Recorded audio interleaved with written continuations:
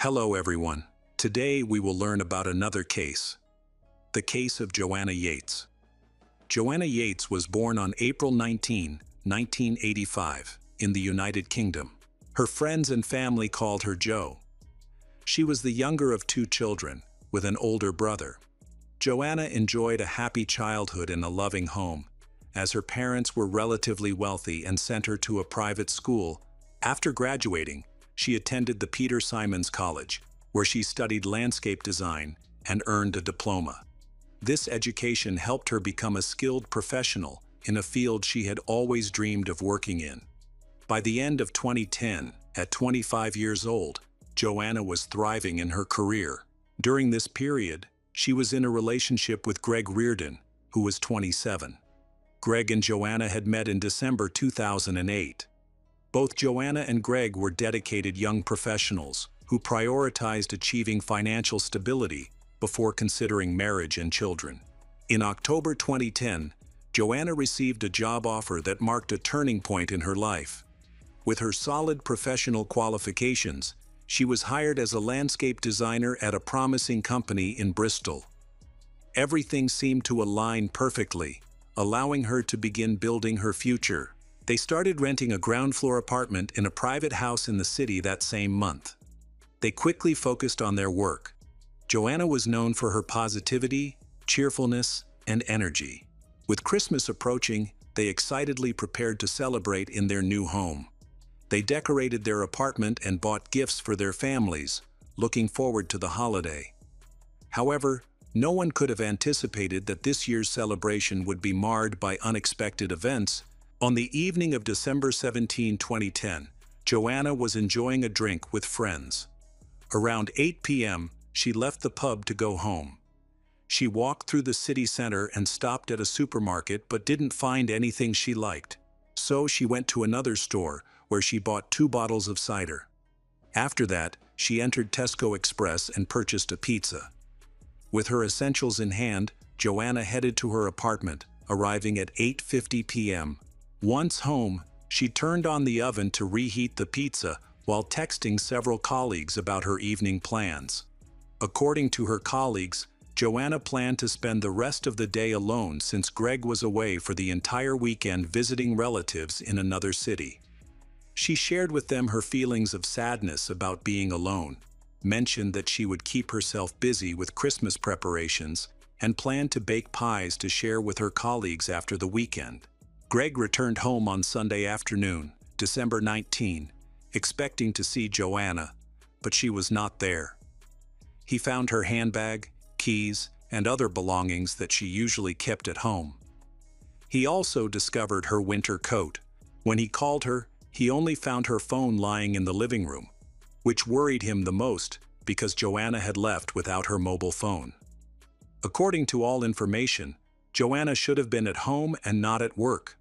Even if she had gone shopping or visiting someone, it was strange that she left without her coat, phone, and keys. Something didn't add up. He noticed that the cat hadn't been fed for a long time. It was clearly very hungry and practically lunged at the food. Greg suddenly realized that something must have happened to his girlfriend during the 2 days he had spent in another city. While he was away, Greg had repeatedly called and texted Joanna, but she ignored him. At first, he thought it might be due to network problem, but now he knows things are not that simple. He remembered that 2 days ago, Joanna was supposed to go to the pub with her colleagues. And since then, he hadn't heard from her. He reached out to her parents, friends, and colleagues, but no one knew where she was. That night, feeling frustrated and worried, Greg decided to go to the police station to report his girlfriend missing. Given the time that had passed, the police took the situation very seriously and quickly considered the possibility of abduction. They searched Joanna and Greg's apartment, but found no signs of violence or forced entry. It seemed that Joanna knew her abductor and had let him in willingly. It was likely that she had been attacked in the apartment. During the investigation, they found a receipt showing that Joanna had purchased pizza and 2 bottles of cider on the evening of December 17. One of the cider bottles was open, suggesting she had taken a few sips before something occurred. However, neither the pizza box nor the food itself was found. If Joanna had been attacked immediately with the intent to abduct her, or something worse, it was improbable that she would have had time to eat an entire pizza and throw away the box. Joanna had clearly gone missing, and it was concerning that she hadn't opened her advent calendar on December 17 and 18, even though she had been doing so every evening prior. On December 21, her boyfriend and family appeared on television, pleading for anyone with information about Joanna to come forward. Following this, news of her disappearance spread rapidly across the country. During this time, authorities focused on Joanna's close circle, particularly her boyfriend Greg, who had been away and could have used that as an alibi. However, he quickly proved he was with relatives in another city, clearing him as a suspect. Additionally, all signs indicated that their relationship was healthy, with no apparent motive for anyone to harm her. The police interviewed the tenants living on the first floor, which had 2 rented apartments, while the landlord lived on the second floor. They also questioned the landlord, who insisted he had not heard anything that evening and had not seen Joanna. The tenants on the first floor were a couple, Vincent Tabak, an engineer, and his girlfriend Tanya, an analyst. They were a respectable couple planning to marry soon. They mentioned that they did not know their neighbors well since they had only recently moved in and had not met them yet. On the night in question, Tanya was attending a corporate party, and Vincent picked her up at 2 a.m. He did not notice anything unusual that night. They had hosted a loud party on December 1 with music and heavy conversation. During the evening, they heard some loud female screams, but all the young partygoers were drunk and did not pay much attention. As the sounds quickly faded, it was unclear where they originated. However, they now thought those screams might be connected to their missing neighbor. At first, everyone was hopeful that Joanna would come home safely. However, as the days went by, their confidence began to fade. On December 25, 2010, a young couple was walking their dogs about 5 kilometers from Joanna's apartment in a remote area on the city's outskirts. They noticed something unusual sticking out from the snow by the roadside and thought it looked like clothing. Curious, they decided to investigate further and uncovered the body of a girl. They immediately contacted the police, and it was quickly confirmed that the deceased was 25-year-old Joanna, who had been missing since that weekend. Heavy snowfall had covered her body, which is why it had remained undiscovered for a week. Forensic experts who examined the scene quickly observed that the body was not only covered in snow, but also intentionally concealed under leaves and branches. This suggested that Joanna was not just a random victim of an accident. It appeared she had been deliberately hidden there. She was found wearing the same clothes she had on Friday evening, except for her coat, which was left in her apartment. Her t-shirt was raised, exposing her right breast, which could be related to the motive behind the attack. Although she was wearing warm socks, one sock was missing and could not be located. The police speculated that the absence of the sock might indicate that the killer took it as a trophy, a behavior sometimes seen in maniacs and serial offenders. A forensic examination revealed that the cause of death was asphyxiation. In addition to neck injuries, 43 other wounds were found on her body, including abrasions, deep scratches, and bruises from blunt force trauma. This evidence indicated that the victim had fought desperately for her life. Because she was discovered in the snow during cold weather, her body had not decomposed and remained in good condition. Notably, Joanna was found lying in a fetal position, suggesting that she had been intentionally placed there. The examination also showed that she had not eaten the pizza, indicating that she was attacked before she had the chance to do so. Interestingly, just a meter away from her body, blood was found on a concrete barrier, which was identified as belonging to Joanna. It appears that the killer initially intended to move her body over the barrier, but was unable to do so for some reason. This suggests that Joanna was killed in one location and that an attempt was made to hide her elsewhere. It also seemed that the perpetrator or perpetrators were startled and had to flee quickly. During the examination of Joanna's clothing, traces of semen from a man, likely the attacker, were discovered on her jeans, particularly near the zipper, indicating an abuse assault. As it became evident that the crime was particularly brutal, a large-scale operation was launched to locate the suspect. This investigation was set to be one of the largest ever undertaken by the police in this part of the UK, involving around 60 officers.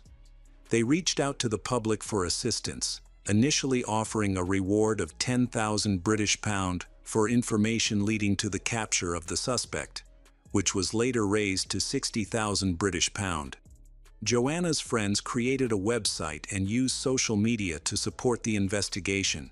Meanwhile, detectives focused on examining Joanna's immediate social circle, looking for any potential enemies. Described as non-confrontational and mild-mannered, she had no known conflicts with anyone.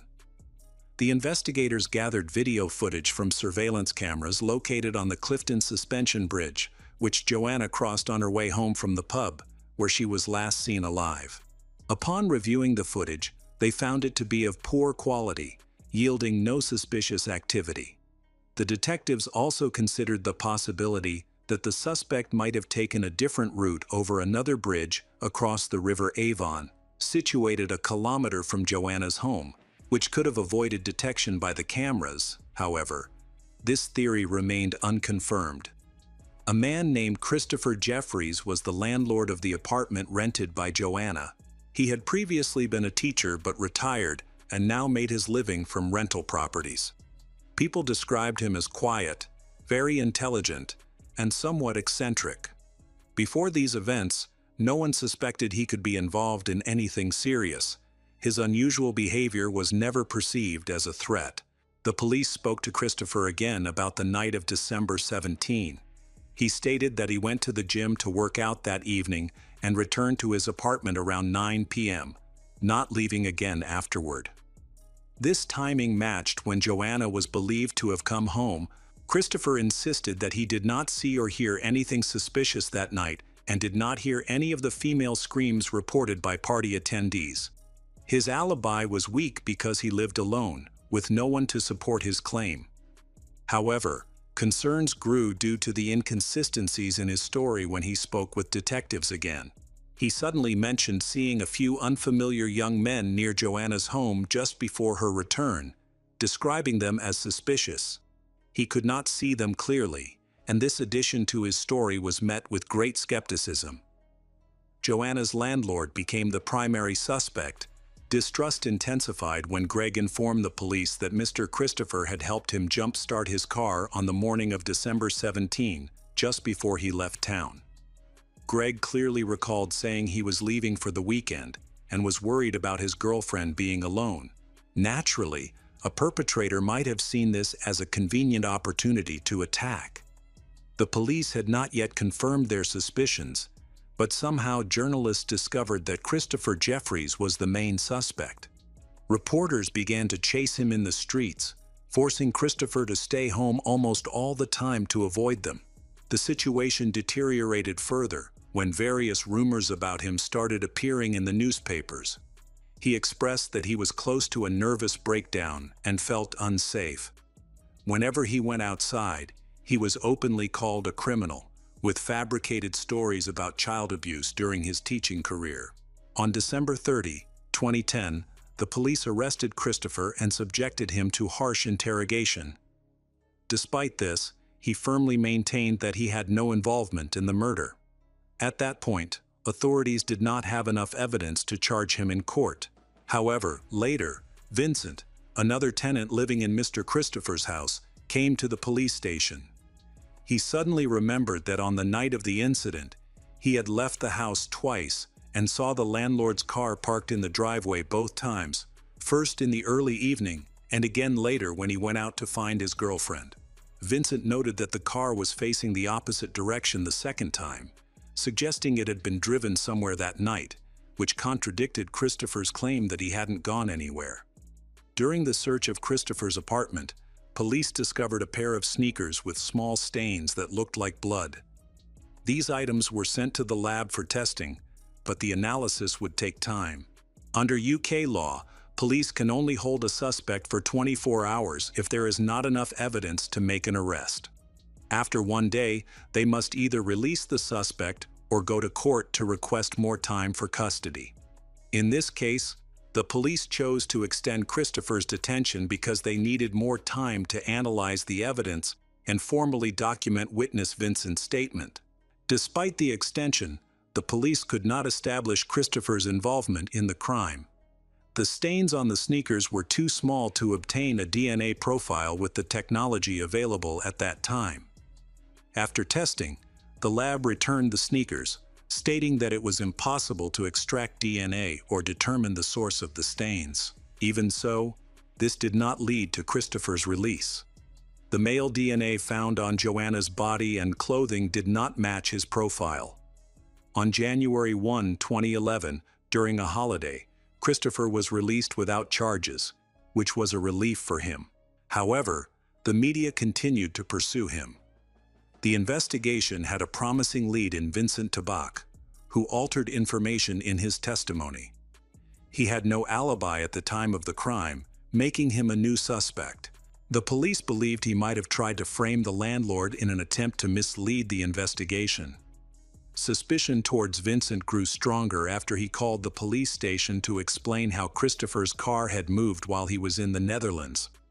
It was puzzling why Vincent hadn't mentioned this detail earlier. To obtain an official statement from him, several police officers visited him on December 31, 2010. During the questioning, they noticed that Vincent acted strangely. He was vague in some parts of his story, but gave very detailed answers in others, almost as if he had rehearsed them. These inconsistencies raised red flags for the experienced officers, who noticed that he was carefully considering his answers and managing the information he shared. The most suspicious detail was the unexplained scratches on his hands. He insisted he didn't know Joanna at all, claiming he had only moved into the apartment a week before the incident.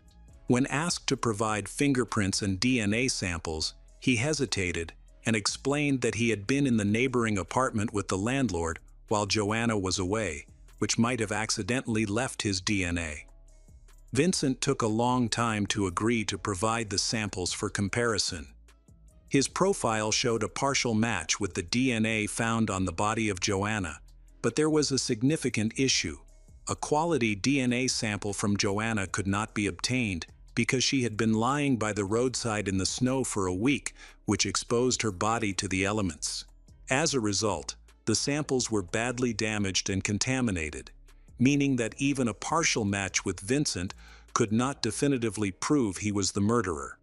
Nonetheless, this information raised serious suspicions in the police investigation, prompting the authorities to investigate Vincent's background more thoroughly. Vincent Tabak was born on February 10, 1978. At the time of Joanna's murder, he was 32 years old. He was originally from the Netherlands and was the youngest of 5 children. As a child, Vincent was quiet and shy, more introverted than many of his peers, but he was also very intelligent and ambitious. In 2003, he graduated from a technological university in the Netherlands with a master's degree in landscape design, a field he shared with Joanna and hoped to pursue further. In 2007, Vincent moved to the United Kingdom and began working as an engineer. That same year, he met Tanya, and they later moved to Bristol, renting an apartment in the house of Christopher. The landlord had a positive impression of him, as Vincent was calm, friendly, and had no criminal record, which convinced Christopher to provide him with housing.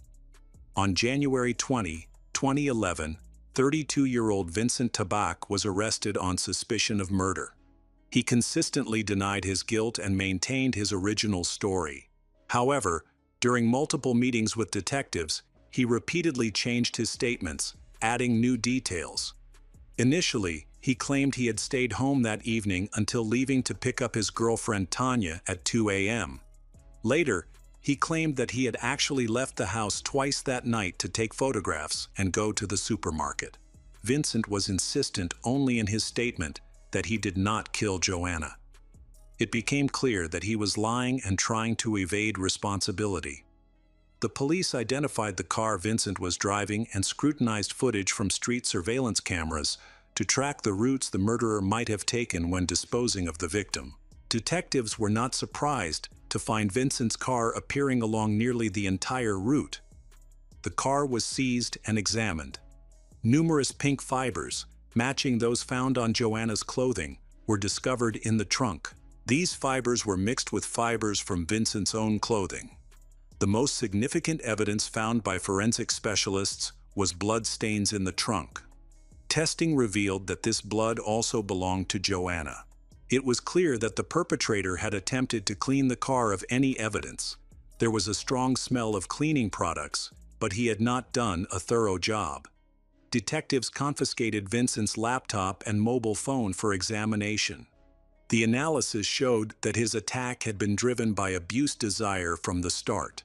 The laptop contained numerous images and videos, along with browser searches for depraved content. Vincent preferred methods such as strangulation and beatings, which aligned with how Joanna was murdered. He was also a regular visitor to escort websites and met escort in person. It came to light that Vincent was living a double life. He appeared to be a decent man and Tanya's fiancé, while privately, he harbored dark secrets. After the murder, a large number of search queries were discovered that revealed Vincent was looking for information about Joanna. He was closely monitoring the investigation, and detectives observed a troubling detail. After checking the progress regarding Joanna's death, Vincent seemed to take pleasure in reliving his actions. This behavior indicated that he could be a potential serial killer, likely to kill again once the thrill of his past victim faded. The investigation uncovered incriminating evidence, including searches related to murder and the decomposition of human bodies.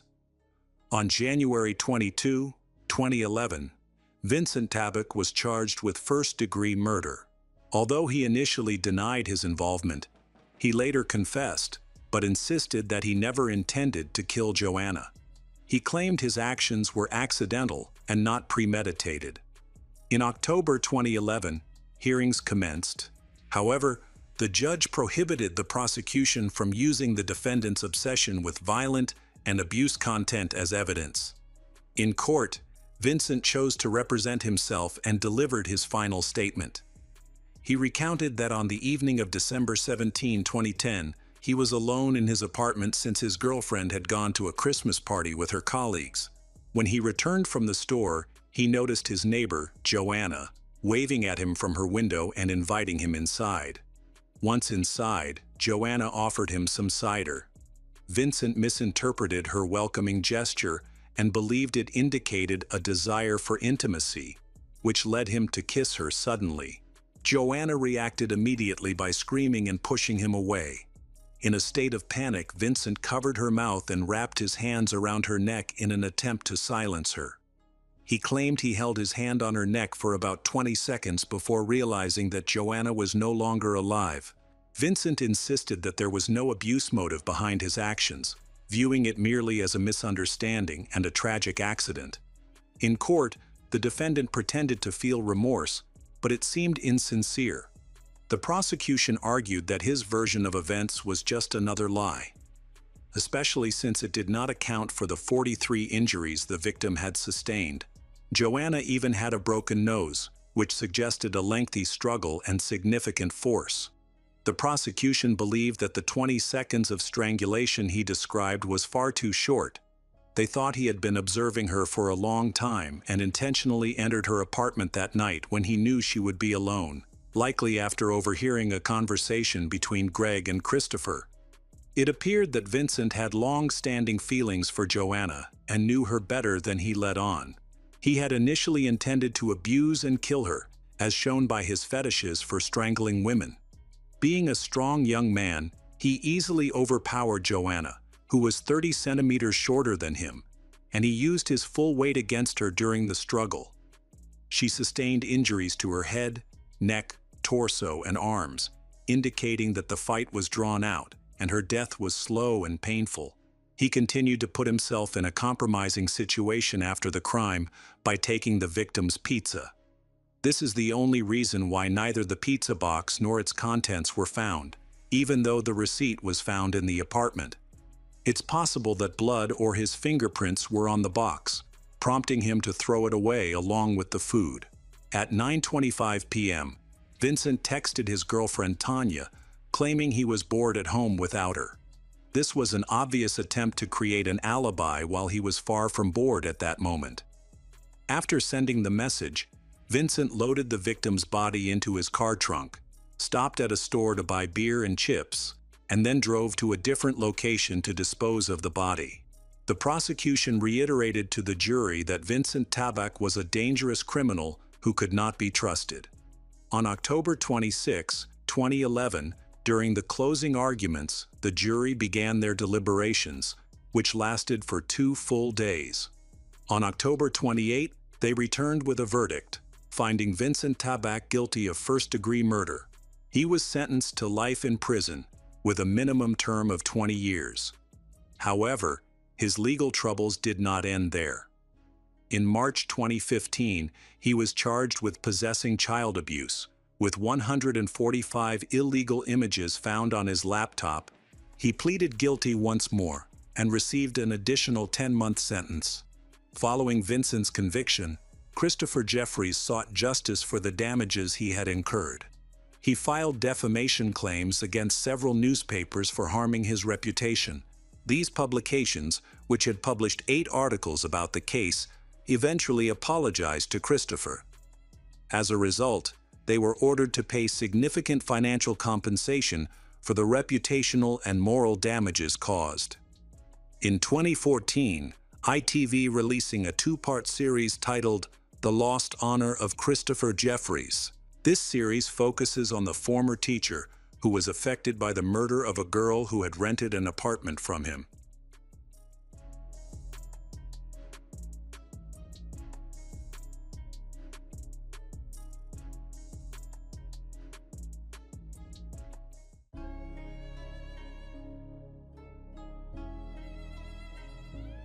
Hello everyone, today we will learn about another case. The case of Michelle Kitterman. When a person capable of betrayal appears in a circle of close friends, this clearly cannot lead to anything good, especially if a love triangle is involved. Lacey Hurst Pavek was born in 1974 in Tonasket, Washington State, a tiny town with a population located south of the Canadian border. Her family owned the largest and most popular restaurant in the city, which made them local celebrities. They were quite wealthy, everyone in the city knew and respected them, some were even afraid of them. According to eyewitnesses, Lacey always had trouble making friends. Many children avoided her because she belonged to a privileged background. However, this did not particularly worry Lacey. She had a narrow circle of trusted friends. In high school, Lacey dated boys but only experienced real feelings when she met a young man named Brandon. At least, that was her first love, which eventually developed into marriage. Unfortunately, this relationship did not last long. After some time, Lacey and Brandon decided to get a divorce, with Lacey being the initiator. They then began a fight for sole custody of their children. Lacey's influential family managed to provide her with the best divorce lawyer, and the children remained with her. According to Lacey, the reason for the separation was constant quarrels with her husband, although the specifics were never disclosed. Nevertheless, it was believed that her husband was a decent person who never raised a hand against her. After the divorce, Lacey got a job as a financial director at a car dealership, where she met a man named Danny Pavek. Danny was quite an attractive bachelor, well known in the city and a favorite among women. Many wanted to build a relationship with him, but he, by his own admission, was only interested in wealthy Lacey. Danny warmly accepted her and her children.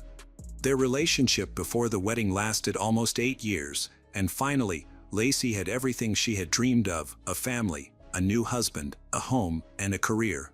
Despite being very busy, Lacey always found time to relax with her husband, friends, or relatives.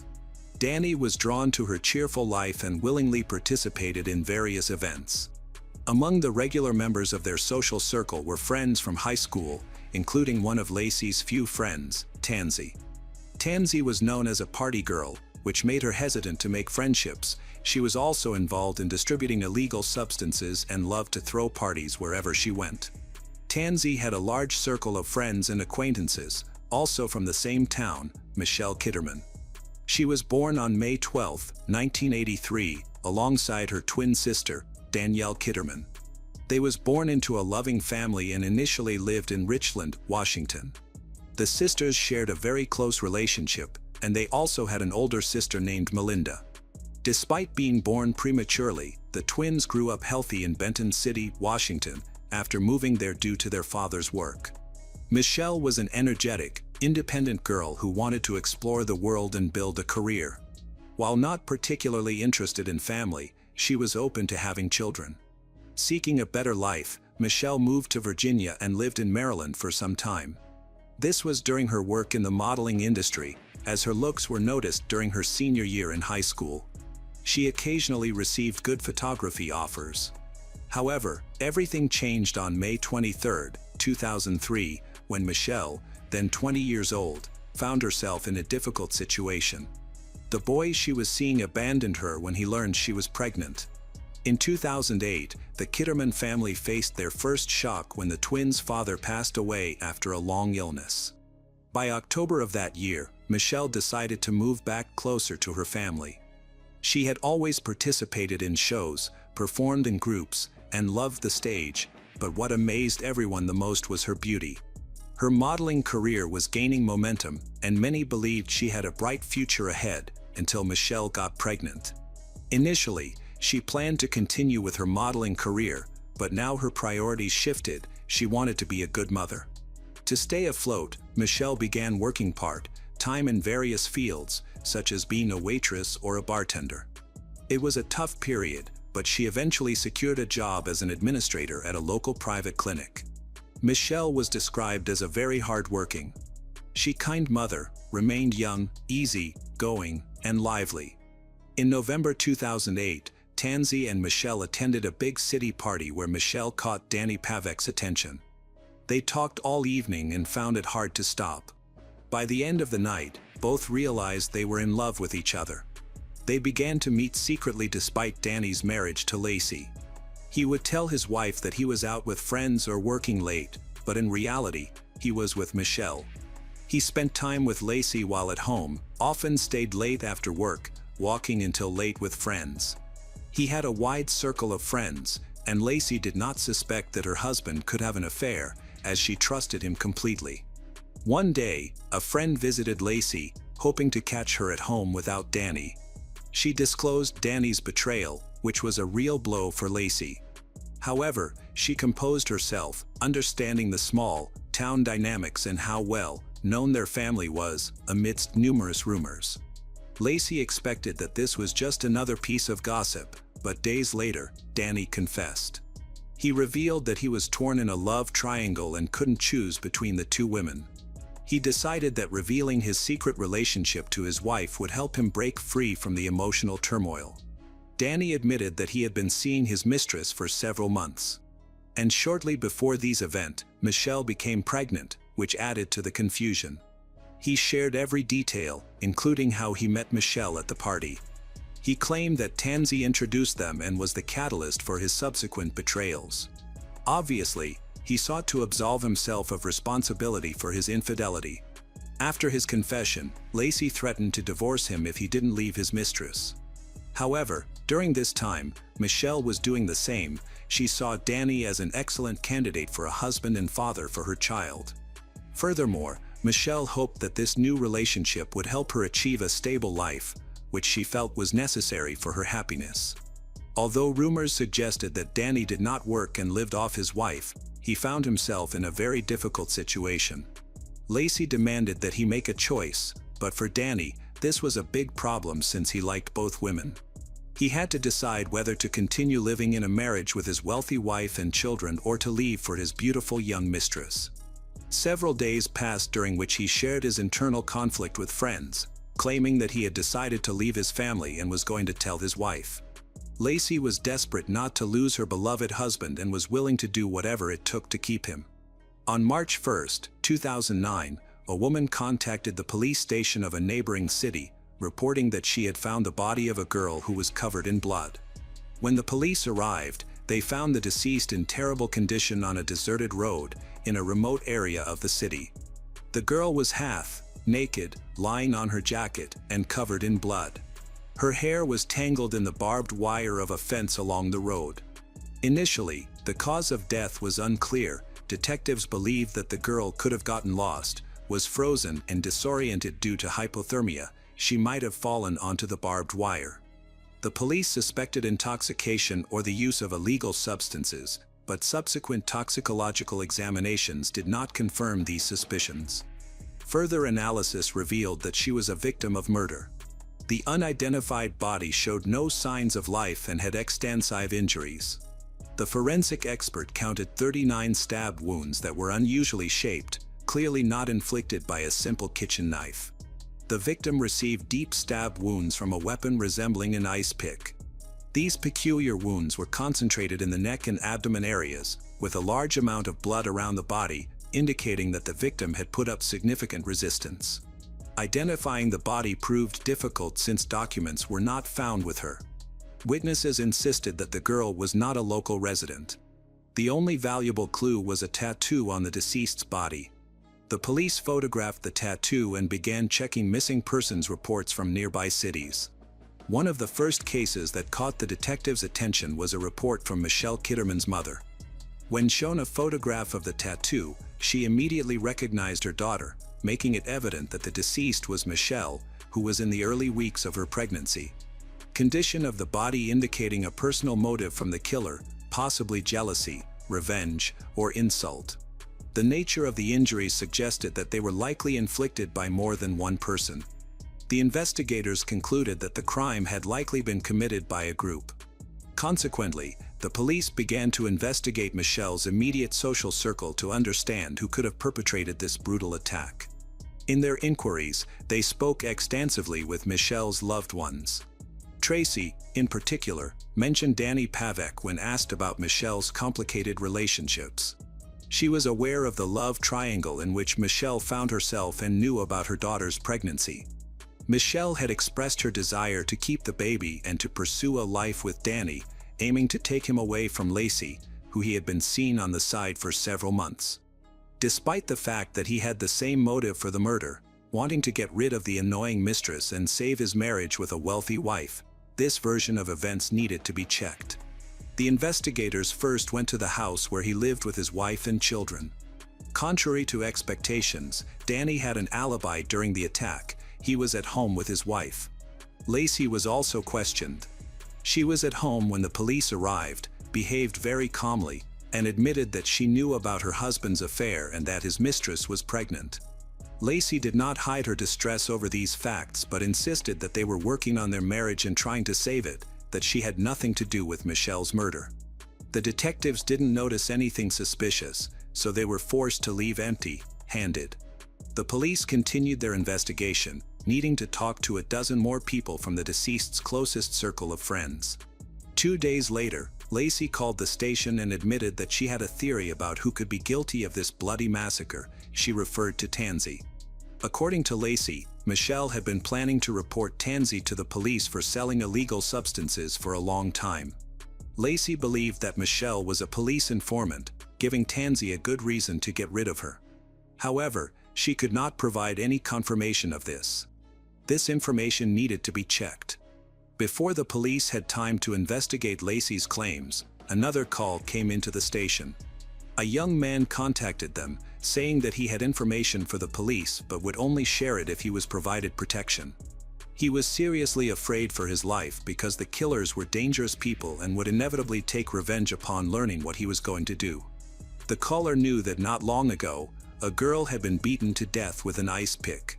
Since no information about the murder weapon had been published, it was obvious that this was a valuable witness. The informant also referred to Tansy Mathis, mentioning that she sold banned substance and had repeatedly hired people if she faced any problems with her business. This allowed her to collect debts and remove unwanted competitors. The caller knew this well because he had once worked part-time as her personal security guard. However, he assured them that he was not involved in the attack, but he knew who they should investigate closely. According to him, Tansey had hired another individual known in criminal circles as Hollywood, who was supposed to deal with Michelle. The informant indicated that the ice pick had not been randomly chosen, it was provided by a man named David Richards. Of all the names mentioned, the detectives were most interested in Hollywood. After checking the databases, the police managed to locate a man named Brent Phillips, known as Hollywood. The alleged mastermind was arrested first. Brent was found in a rehabilitation center, where he was apparently seeking refuge from police persecution. He denied any wrongdoing, claiming to have had no idea about his actions and expressed that they had no serious motive to deal so cruelly with a pregnant young woman. Nevertheless, it was evident that Tansey was clearly lying because she knew Michelle. It seemed that the police had seasoned criminals in their hands who would not be easy to crack. Yet, contrary to expectations, just 4 days after the arrest, the alleged killer agreed to cooperate with the police. The reason for this, he claimed, was that he did not have enough money after the murder. The suspicions were confirmed. He had indeed participated in the massacre, but he had never been paid for the crime. After violating the terms of his agreement, he decided to cooperate and turn in the mastermind, hoping to receive leniency during sentencing. Brent said that he knew in advance what Tansey intended to do because she might not be able to manage on her own. Therefore, a strong accomplice was necessary. Tansey had convinced several more people in advance, telling them the story that Michelle wanted to cooperate with the police and would hand over the gang. On the evening of Michelle's murder, Tansey, David Richards, and Brent came for their victim, inviting her to go out for a supposedly fun night at a casino. Michelle, who knew these people well, readily agreed, falling into their trap. The group headed towards the gambling establishment, choosing a deserted road outside the city. Instead of going to the casino, however, they drove 50 kilometers away from the city and suddenly pulled over, suggesting that Michelle stop to smoke. She agreed, but after they stopped, they dragged her out into the snow and began to beat her with an ice pick. The first few blows to the stomach were made by Tansey, then she handed the ice pick to Brent because the tool was too heavy for her. Brent himself inflicted many more wounds on the defenseless Michelle. The overall story seemed plausible, but the investigators were still interested in confirming the details. Why was Tansey so angry at her old friend and her unborn child? The first blows of the killer were not made by chance, they were precisely aimed at the stomach, yet Tansey stubbornly remained silent. Analyzing the words of the murderer, the detectives quickly realized that the car in which the company was traveling that evening did not belong to any of them, everyone had other cars. The brand was identified, indicating that the transport for this trip was rented, but they did not know from whom exactly. The detectives began to investigate the car and managed to find a receipt for the rental. The managers showed the recordings from the surveillance cameras, which indicated that Lacey rented the car in her own name. In addition, she worked there, so she was unmistakably recognized.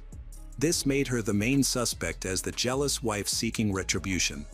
Rumors reached the investigators that Lacey had repeatedly spoken unflatteringly about Michelle. She stated how she wished her husband's mistress would disappear along with the child. Naturally, she had the most compelling motive for committing the crime, but it was not possible to connect the daughter of an influential family with the bloody massacre, at least until investigators found her at the car dealership. So, Lacey added to list of potential suspects.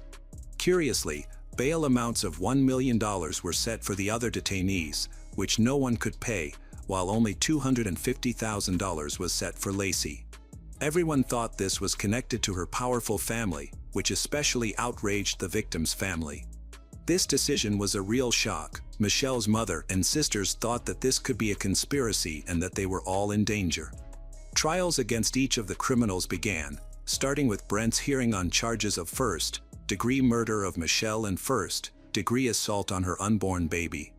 Phillips was found guilty on all charges and sentenced to 26 years in prison. At the trial, Brent admitted that Tansey turned him against Michelle by telling him that Michelle will report him to the police because he is involved in banned substance trafficking.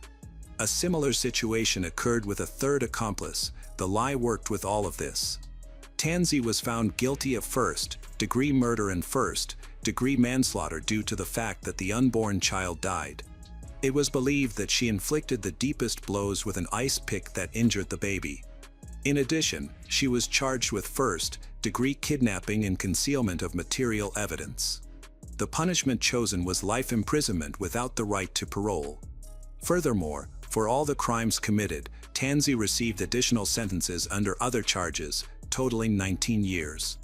Tansey admitted that she had committed the crime at Lacey's request, while her accomplice David Richards, who provided assistance, received 17 years in prison for complicity in the murder. All these hearings went fairly quickly, but Lacey's case stalled from the very beginning.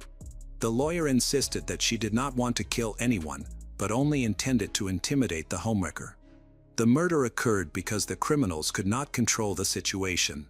She continued to claim that it was Tansey who initiated the attack because Michelle planned to report her illicit activities to the police.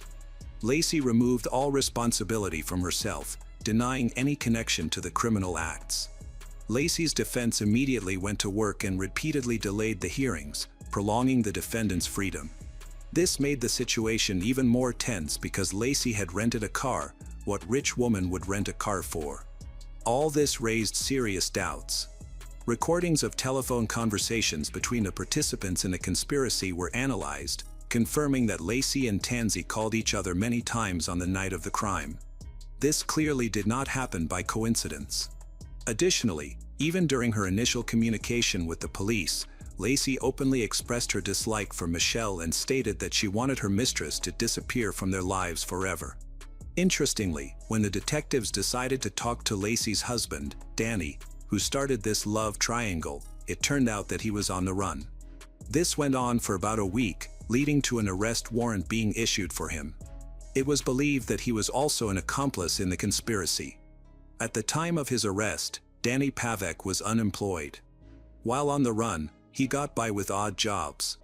Despite plans to leave Lacey, his alleged complicity was never confirmed by the Supreme Court, which made the case quite confusing. Only a year and a half after Michelle's death, the trial of Lacey began on November 10, 2010. After 5 hours of deliberation, the jury returned a guilty verdict against Tansey Mathis. She is charged with aggravated first-degree murder of Michelle Kitterman and first-degree manslaughter for killing Michelle's unborn child. In December 2010, she was sentenced to life in prison without the possibility of parole. The very next day after the verdict was passed, Lacey filed an appeal, insisting that the prosecution was biased, her privacy was violated during the collection of evidence, and she pointed out other inconsistencies and violations, none of which were confirmed or were insignificant in light of the crime committed. Her last appeal was rejected in June 2012. Lacey remains behind bars at the Washington Correctional Center for Women. Tansey, David, and Brent are also still in the correctional facility. They will be eligible for parole in 2041. Lacey's mother wrote a book detailing her misadventures connected with her daughter's life imprisonment. However, this book did not achieve much popularity.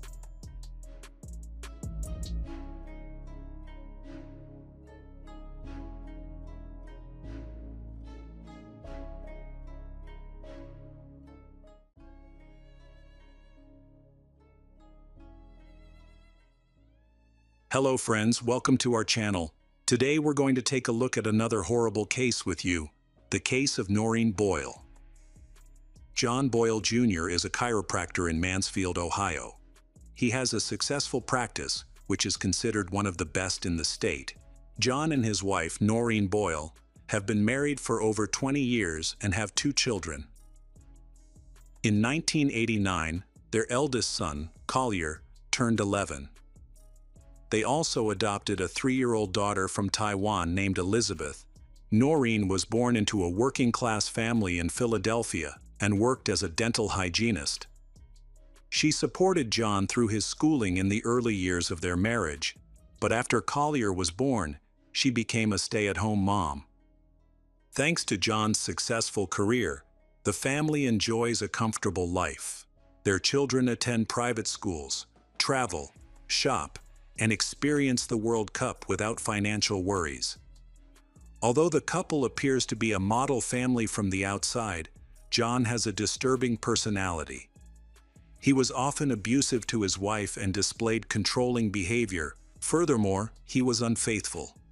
John frequently pursued relationships with other women, a fact known to his friends, family, and Noreen. For years, she tolerated his behavior in an attempt to preserve the marriage for the sake of their children, despite being aware of his infidelity and his constant pursuit of younger women. Whenever she confronted him about his affairs, he reacted violently. In general, John could not tolerate any criticism of himself. Noreen's son, Collier, also felt the effects of his father's behavior from a young age. However, this situation could not last forever. In December 1989, Noreen filed for divorce. John did not want to end their marriage because he was happy with his family life and relationships. In an attempt to save their marriage, he planned to move his family and private practice to Erie, Pennsylvania, nearly 2 hours away from their old home. Their situation was not as promising as he had hoped. John persuaded Noreen to stay for New Year's and to continue working on their problems afterward. The family celebrated the holidays at their old home, with John's mother in attendance. He asked his mother to babysit the children because he planned to leave again after midnight when everyone was in bed. Later, Noreen and John argued on New Year's Eve. Elizabeth, the youngest daughter in the family, was confused by the situation, and Collier was worried. John's mother put Collier to bed, and just as he was about to fall asleep, he suddenly heard Noreen's loud scream, followed by 2 thuds, as if something had hit the wall, and then silence. Afterward, someone walked around the house for a long time, even opening the door and standing in the doorway for a while. Collier was so frightened that he pretended to be asleep and stayed that way until morning. Despite his fear, 11-year-old Collier got out of bed early on January 1. When everything was quiet, he explored the house. His mother was missing, but John seemed to be either awake or not yet asleep. Collier asked his father where his mother was. John replied that she had left after their argument. He assured Collier that she would be back soon, and John's mother agreed with him. The boy waited for Noreen to return, but days passed without her. Shelley Bowden, Noreen's best friend, had been in close contact with her, especially during her divorce. Shelley was quick to criticize John's claims about Noreen's disappearance.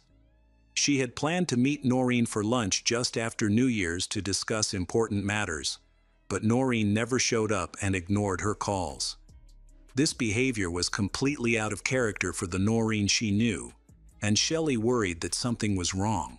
Shelley repeatedly stressed that Noreen would never abandon her child under any circumstances. Out of concern, Shelley reported Noreen missing to the police. However, the police dismissed her concerns and reminded her that adults have the right to go wherever they want, without informing anyone. Shelley argued that Noreen was a responsible woman who would never leave her child, especially a 3-year-old who needed her. Collier picked up the phone book, found the police station number, and reported that something was wrong with his mother. The police responded quickly and went to Noreen's house.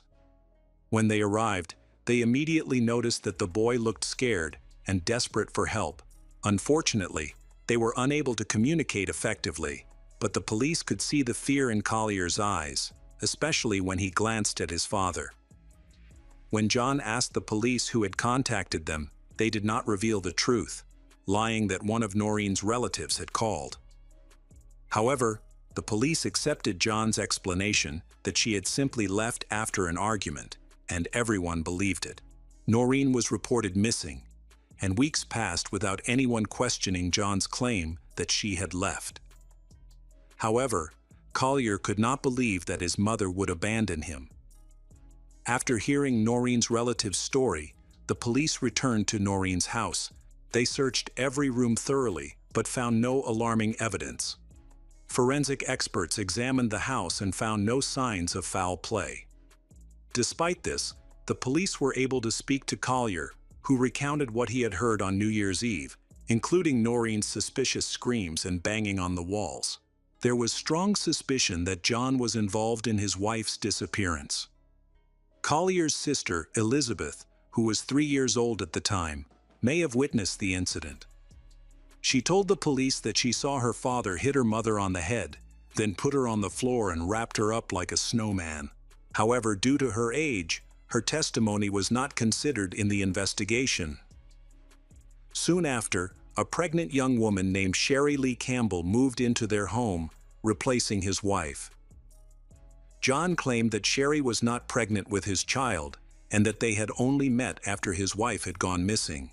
He said that he had taken pity on Sherry and offered to let her stay. He also mentioned serious problems in his marriage and stated that Sherry would leave when his wife returned. While investigating the missing persons case, the police discovered revealing information about John's personal life. It turned out that his relationship with Sherry had been going on for much longer than he had admitted. There was a strong possibility that she was pregnant with his child, casting doubt on his story. Despite alarming details that raised suspicions, no concrete evidence was ever found, and Noreen remains missing. Furthermore, the theory that she ran away seems implausible. She had not made any purchases, used any credit cards, or contacted her children or relatives for weeks, which was highly suspicious. While examining the house and piecing together the events of Noreen's final days before her disappearance, the police learned that Noreen had been suffering from John's betrayal and infidelity for years. Sherry was the one having an affair with John, which drove Noreen away from her family. Sherry claimed that she only started dating John after his wife went missing, which was clearly untrue. Collier sought help because he was afraid of staying with his father, whom he believed was a murderer. While searching John's car, Collier discovered a photo of Sherry taken before New Year's. He considered showing it to the police. The photo was taken in front of a new house, so they decided to visit that location. Unfortunately, John refused to let them in, and they needed evidence to obtain a search warrant. More than 2 weeks after Noreen went missing, the police began to take the case more seriously, as her prolonged silence raised suspicions. Police discovered John's banking activities. They discovered that during the time Noreen was reported missing, John had made suspicious transactions. John rented a drill and purchased cleaning supplies from a hardware store, as well as quick-dry cement. He also frequently filled up gas in Erie, possibly during his visits to the new home. The investigation has now shifted its focus to the new house, as no evidence of a crime was found at the John family's old home. Collier said he noticed a ring on Sherry's finger that belonged to the boy's mother. He told his father this directly. The situation became more concerning when John told Collier that they were going to a neighboring state for fun the next day. He suggested a trip to a forest in the Highlands, which sounded very ominous and raised fears for the boy's safety. When the police arrived at the newly renovated house in Erie, it was clear that John had put a lot of effort into both the interior and exterior. However, the investigation focused on finding clues related to Noreen's disappearance and rescuing a boy from his father. The police searched the house meticulously, as such environments could hide bodies or evidence of a crime. The most intriguing discovery was in the basement. In a nearly empty room that was being renovated, they found a new carpet. When the rug was pulled back, they discovered a rectangle of freshly poured concrete. This anomaly caught the attention of the police, prompting them to investigate further by removing the concrete. While removing the concrete, they detected the smell of a decomposing human body. After completely removing the floor, they found a makeshift grave containing the body of a woman. Everyone immediately believed that this was Noreen's body. In the 3 weeks since her disappearance, the body had decomposed significantly. The condition of the body was so poor that dental records were needed for identification. Collier did not have to go with his father into the woods, where the boy could have been in danger. The police found the necessary evidence, ensuring that the boy was taken to Child Protective Services, where he would be safe. However, Noreen's tragic death was a huge shock to Collier. The boy had a deep bond with his mother. Noreen was not only his mother, but also his best friend.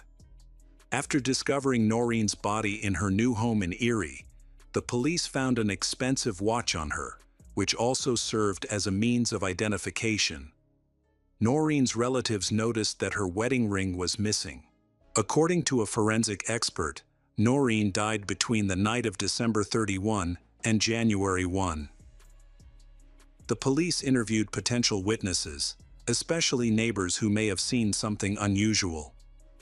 A key witness was a man who lived next door and was awake from midnight to 4 a.m.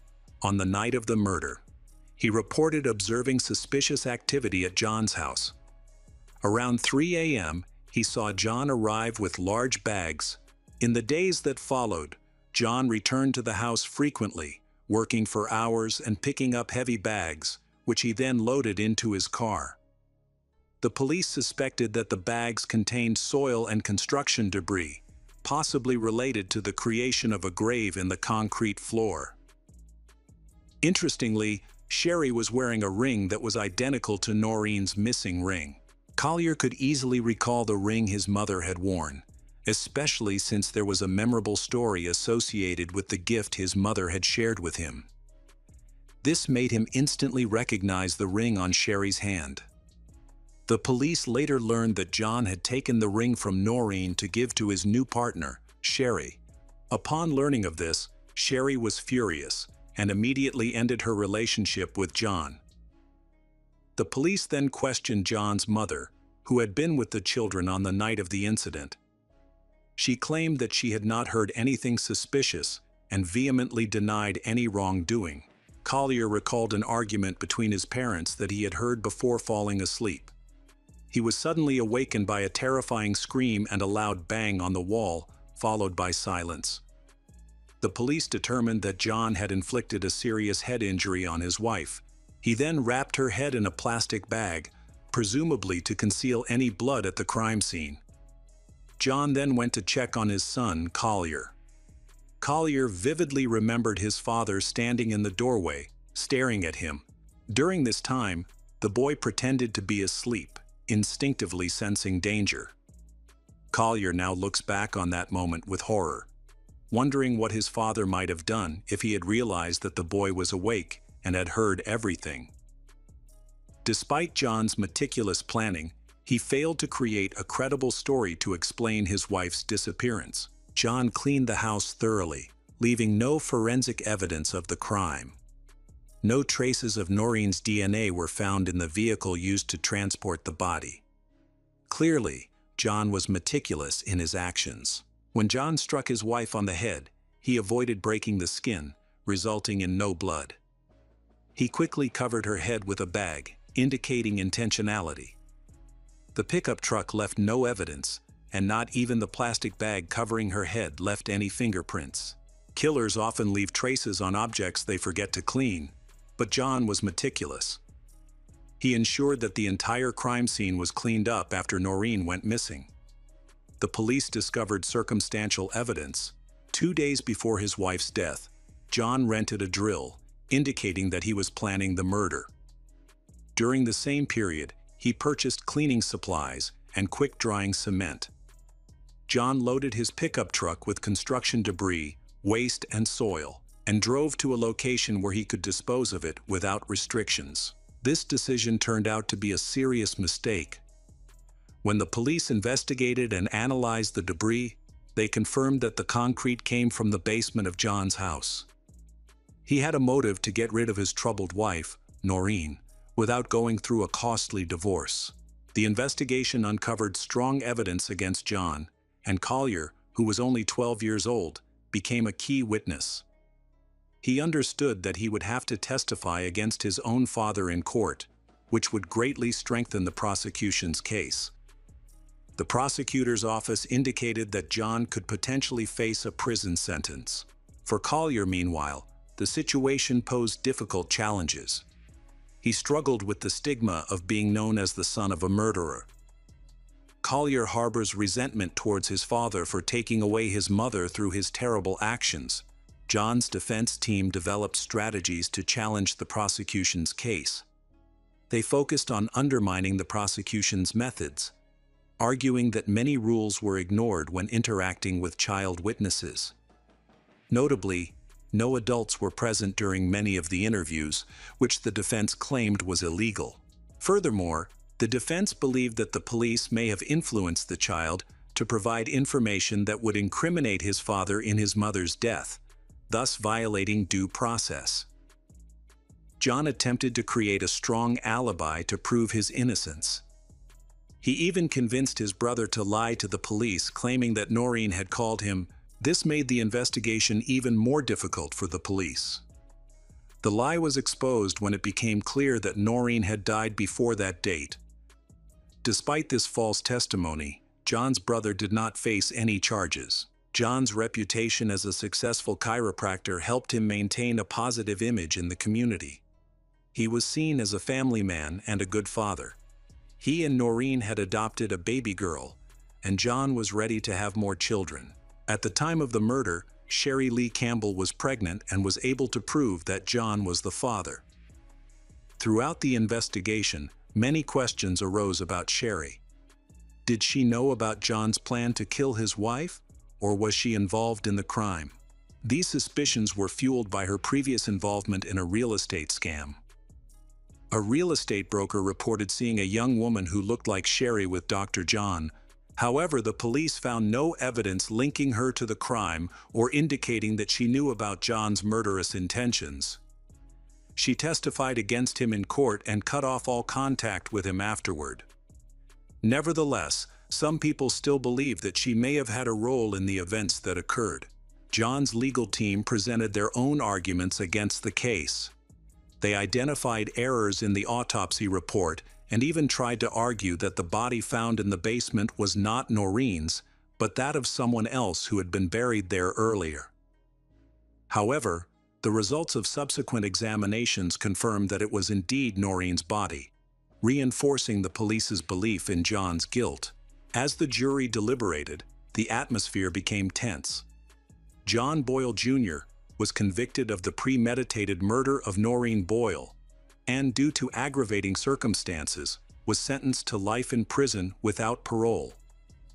His lawyers subsequently appealed several times. In 2010, John requested a review of his sentence and sought clemency. Initially, the request was denied, but it was later granted, allowing him the opportunity for early release after 20 years. John's defense team continued to fight for him even after his 2020 parole hearing. For nearly 30 years he had denied killing his wife, but he eventually changed his story. John admitted to Noreen's death, but it was clear that he had been dishonest. His real intention was to have his sentence reduced and go free. He showed little remorse, claiming that he had pushed his wife in a fit of rage, causing her to accidentally fall and hit her head, resulting in her death. He refused to discuss other actions that suggested he had planned the crime. As a result, his request for parole was denied, and he remained in prison. John's family shunned Collier, and Noreen's relatives were unable to adopt the boy because they were too old. He was adopted by a caring family in Canada. As he grew older, Collier changed his last name. He initially worked as a magazine model before becoming a successful cameraman in Los Angeles. He eventually teamed up with a renowned director and produced a documentary in 2018 that recounted the story of his mother, Noreen Boyle's death, as well as his fight for freedom and the horror of his father's crimes. While making the film, Collier visited his father in prison nearly 30 years after John was convicted of murder. During their meeting, John claimed that he had accidentally killed his wife during an argument when she lunged at him with a knife, and he instinctively pushed her away. Collier did not believe his father's story, but chose to forgive him.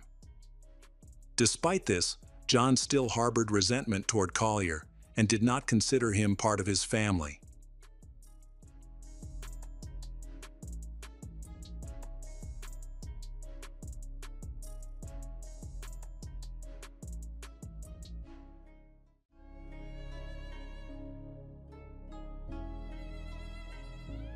In a town where faith shaped everyday life, where families trusted their pastors as much as their own kin, no one imagined that a storm was quietly brewing behind closed doors. Waco, Texas, was the kind of place where people believed tragedies happened somewhere else. But that illusion shattered the night a Baptist minister picked up his phone and made a call that would alter everything. What followed was a tale of deception so deep and a betrayal so cold that it would take years before the truth finally clawed its way to the surface. The story that forces us to ask a chilling question: how well do we really know the people we trust the most?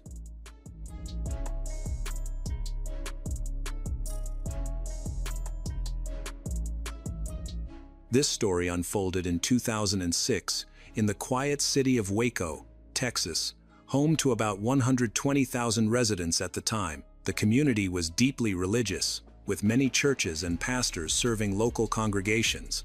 One of them was a man named Matt Baker. Late on the evening of April 7, 2006, Matt called 911 to report that he had found his wife, Kari Baker, dead in their bedroom. His voice trembled as he told the operator that he thought she had killed herself. According to Matt, Kari was lying naked in bed, motionless. Her lips were blue, her hands were cold, and she had no pulse. Matt claimed he had tried to revive his wife by pulling her from the bed and changing her into regular clothes, hoping it would help. When police and paramedics arrived, they found Kari on the floor. But paramedics could do nothing. Kari was already gone. Beside her was a handwritten note expressing sorrow and regret. In the early morning hours of April 8, 31-year-old Kari Baker was officially pronounced dead. Next to the note were bottles of sleeping pills and alcohol. To the police, it initially looked like a taken her own life. Matt and Kari had first met in 1994 when they were both attending college, although Matt was 7 years older. Just 3 months after meeting, Matt proposed. Kari's parents were shocked by this hasty decision, but she remained determined. They married soon afterward. As devout believers, they waited until after the wedding to begin their intimate life together, something Matt seemed especially eager for. Matt eventually became a Baptist minister, and the Baker family stayed in Waco. Kari became a teacher, working in both elementary education and special needs classes at church. To outsiders, they looked like the perfect church family, devout, loving, and deeply respected. But appearances were deceiving. In 1998, tragedy struck. Their daughter Cassidy, just 1 year old, was diagnosed with a brain tumor. She survived the treatment, but in March 1999, Matt walked into her hospital room and found her unresponsive. She had died. Kari was devastated. Years later, she had 2 more daughters, Kenzie and Grace, but nothing could fill the void left by Cassidy. She attended therapy regularly, but the grief lingered like a dark shadow she couldn't escape. The pain slowly began eroding the marriage, creating emotional distance between Matt and Kari. After Cassidy's death, Matt repeatedly claimed that she had never recovered from losing their daughter. Even Kari's Bible, one Matt had given her, still carried the name Cassidy on the cover. Kari suffered from chronic insomnia and took sleeping pills daily. The evening before her death was painfully close to a difficult date, the 7th anniversary of Cassidy's passing. According to Matt, Kari struggled every year around this time. He insisted she would lock herself in her room for days, silent, withdrawn, barely eating, consumed by grief. Matt told investigators that on the night of April 7th, he left home to rent a light-hearted romantic comedy, then stopped at a gas station before returning home. When he reached their bedroom, the door was locked. He knocked, but heard nothing. Using a screwdriver, he forced the lock open and found Kari lying naked. 1-1. Kari's family, her parents and her sisters, could not accept the idea that she had willingly taken her own life. The so-called suicide note had been typed on a computer, printed out, and left unsigned. Matt insisted that Kari had been overwhelmed by grief for years, claiming it was only a matter of time before she did something irreversible. But her family knew her too well to believe that. They couldn't understand how Kari would abandon her 2 daughters, whom she adored, or walk away from her students, who brought her so much comfort. She loved teaching at the elementary school and had been excitedly waiting for a new job position to open in just a few months. Kari had real, tangible plans, ones no-end-her-life person makes. Yet despite the strange circumstances, Carrie's death was accepted at face value. No formal investigation took place. Police took a quick look around the Baker's bedroom, snapped a few photographs, and left. Just like Matt said, it was an end her life. But Carrie's family refused to let their questions die. They met often, talking about Carrie's life, their marriage, and Matt's behavior. During one of these conversations, they noticed something deeply unsettling. Before Carrie died, her parents had added both her and Matt's numbers to their family phone plan, paying the bill every month and seeing the call logs. After Carrie's death, they noticed that Matt was calling her number constantly, about a dozen times a day for 2 weeks. At first, they assumed he missed her and wanted to hear her voicemail. It was the only comforting explanation they could come up with. Unfortunately, the truth was far worse.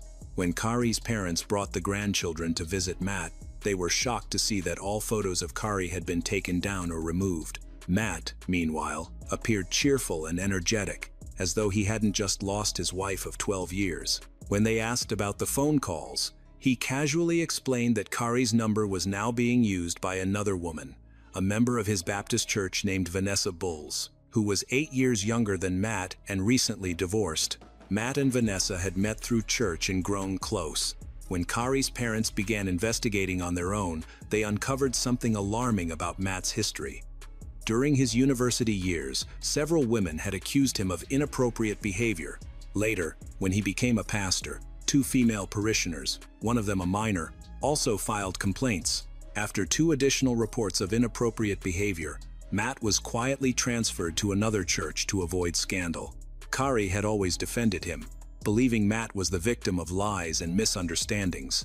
But over time, even she began to doubt his loyalty. She told her therapist she feared her husband was cheating on her and felt trapped, unsure how to escape the situation. After Carrie's death, Matt seemed to recover quickly. He was frequently seen with Vanessa, despite insisting they were just friends. Carrie's family grew certain that Matt had played a role in their daughter's death and filed a civil suit, accusing him of involuntary manslaughter. During the police investigation, disturbing details emerged. The night before Carrie died, Matt had searched online for information about overdosing on sleeping pills. Carrie's body was later exhumed for a second autopsy, but the results were inconclusive. The medical examiner could not determine the cause of death, though one critical detail stood out. Carrie's lungs were clear. She did not choke or inhale any liquid, which is quite unusual in cases of overdose. The family then hired a private investigator, and a second expert report noted faint bruising around Carrie's mouth. This suggests she may have been drugged and then strangled to death, possibly with her mouth gagged to silence her. Matt continued, insisting he was innocent and that his relationship with Vanessa only began after Carrie's death. Carrie's relatives pushed harder, prompting police to finally summon Vanessa Bulls for questioning. When investigators asked Vanessa whether she had ever had a romantic relationship with Matt Baker, she calmly replied that she had not. She added that she was willing to talk, but that they were taking up her time, and that she had a very busy schedule. Her dismissive attitude only deepened suspicion. During her first interview with investigators, Vanessa said almost nothing. She kept her answers brief, avoided details, and clearly held back. But as the investigation progressed and pressure grew, she realized the situation was far more serious than she imagined. Several months later, she finally agreed to cooperate. Her statements changed everything. Vanessa met Matt Baker at church before Carrie's death. In the beginning, Matt simply watched her from a distance and smiled in an unsettling way. One day, he walked up to her and said, "Don't date other men, just date her pastor." He smiled. Vanessa laughed it off, assuming it was a joke. Not long afterward, during a social gathering at the church, Matt approached her again. He pulled her aside to a secluded corner and asked directly whether she genuinely wanted to get to know him better. He also told her that he didn't have any infectious diseases and had undergone a vasectomy, so they wouldn't need contraception. Vanessa reminded him that he was married and asked him if he had ever cheated on her. Matt simply laughed and answered, "No comment." Their affair began 2 months before Carrie died. Matt painted a cruel and distorted picture of his wife, telling Vanessa that Carrie was a bad mother who constantly made their daughters cry, that she was overweight, depressed, and no longer attractive to him. He repeatedly stated that he wanted Carrie to completely disappear from his life. In late February 2006, Matt and Vanessa had their first intimate encounter at the baker's house. Matt told her he had fallen in love with her. Later, in court, Vanessa would describe how Matt preyed on her vulnerability, manipulating her into believing every word he said. According to Vanessa, Matt openly discussed his plans to kill Carrie. Around mid-March 2006, he told her that Carrie regularly took sleeping pills and that he could make her die from an overdose. He said he once crushed medications, mixed them into a milkshake because Carrie drank them often. Carrie immediately tasted something strange, assumed the milkshake had spoiled, and didn't drink it. Matt also told Vanessa he wanted to tamper with Carrie's car so she would crash and die. Whenever Carrie was late, he said he felt a rush of excitement, imagining something terrible might have happened to her. Finally, Matt explained to Vanessa what had happened on the night of April 7, 2006. That afternoon, he had bought some libido-enhancing capsules designed to be easily opened. He emptied the powder inside, refilled the capsules with crushed sleeping pills and sedatives. Then he resealed them and left them on Carrie's bedside table, telling her they were libido-enhancing capsules. That evening, Matt and Carrie drank alcohol together.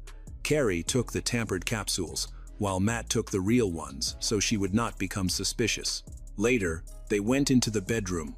Matt brought out handcuffs, new ones he had recently purchased.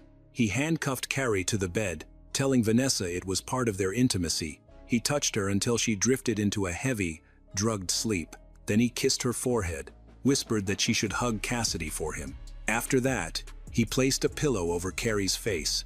He lay across her body, pressing down, waited. When he thought she was dead, he removed the pillow, only for Carrie's eyes to suddenly open as she gasped loudly for air. Matt panicked. Angry that she had not died the first time, he clamped his hand over Carrie's nose and mouth until she stopped breathing.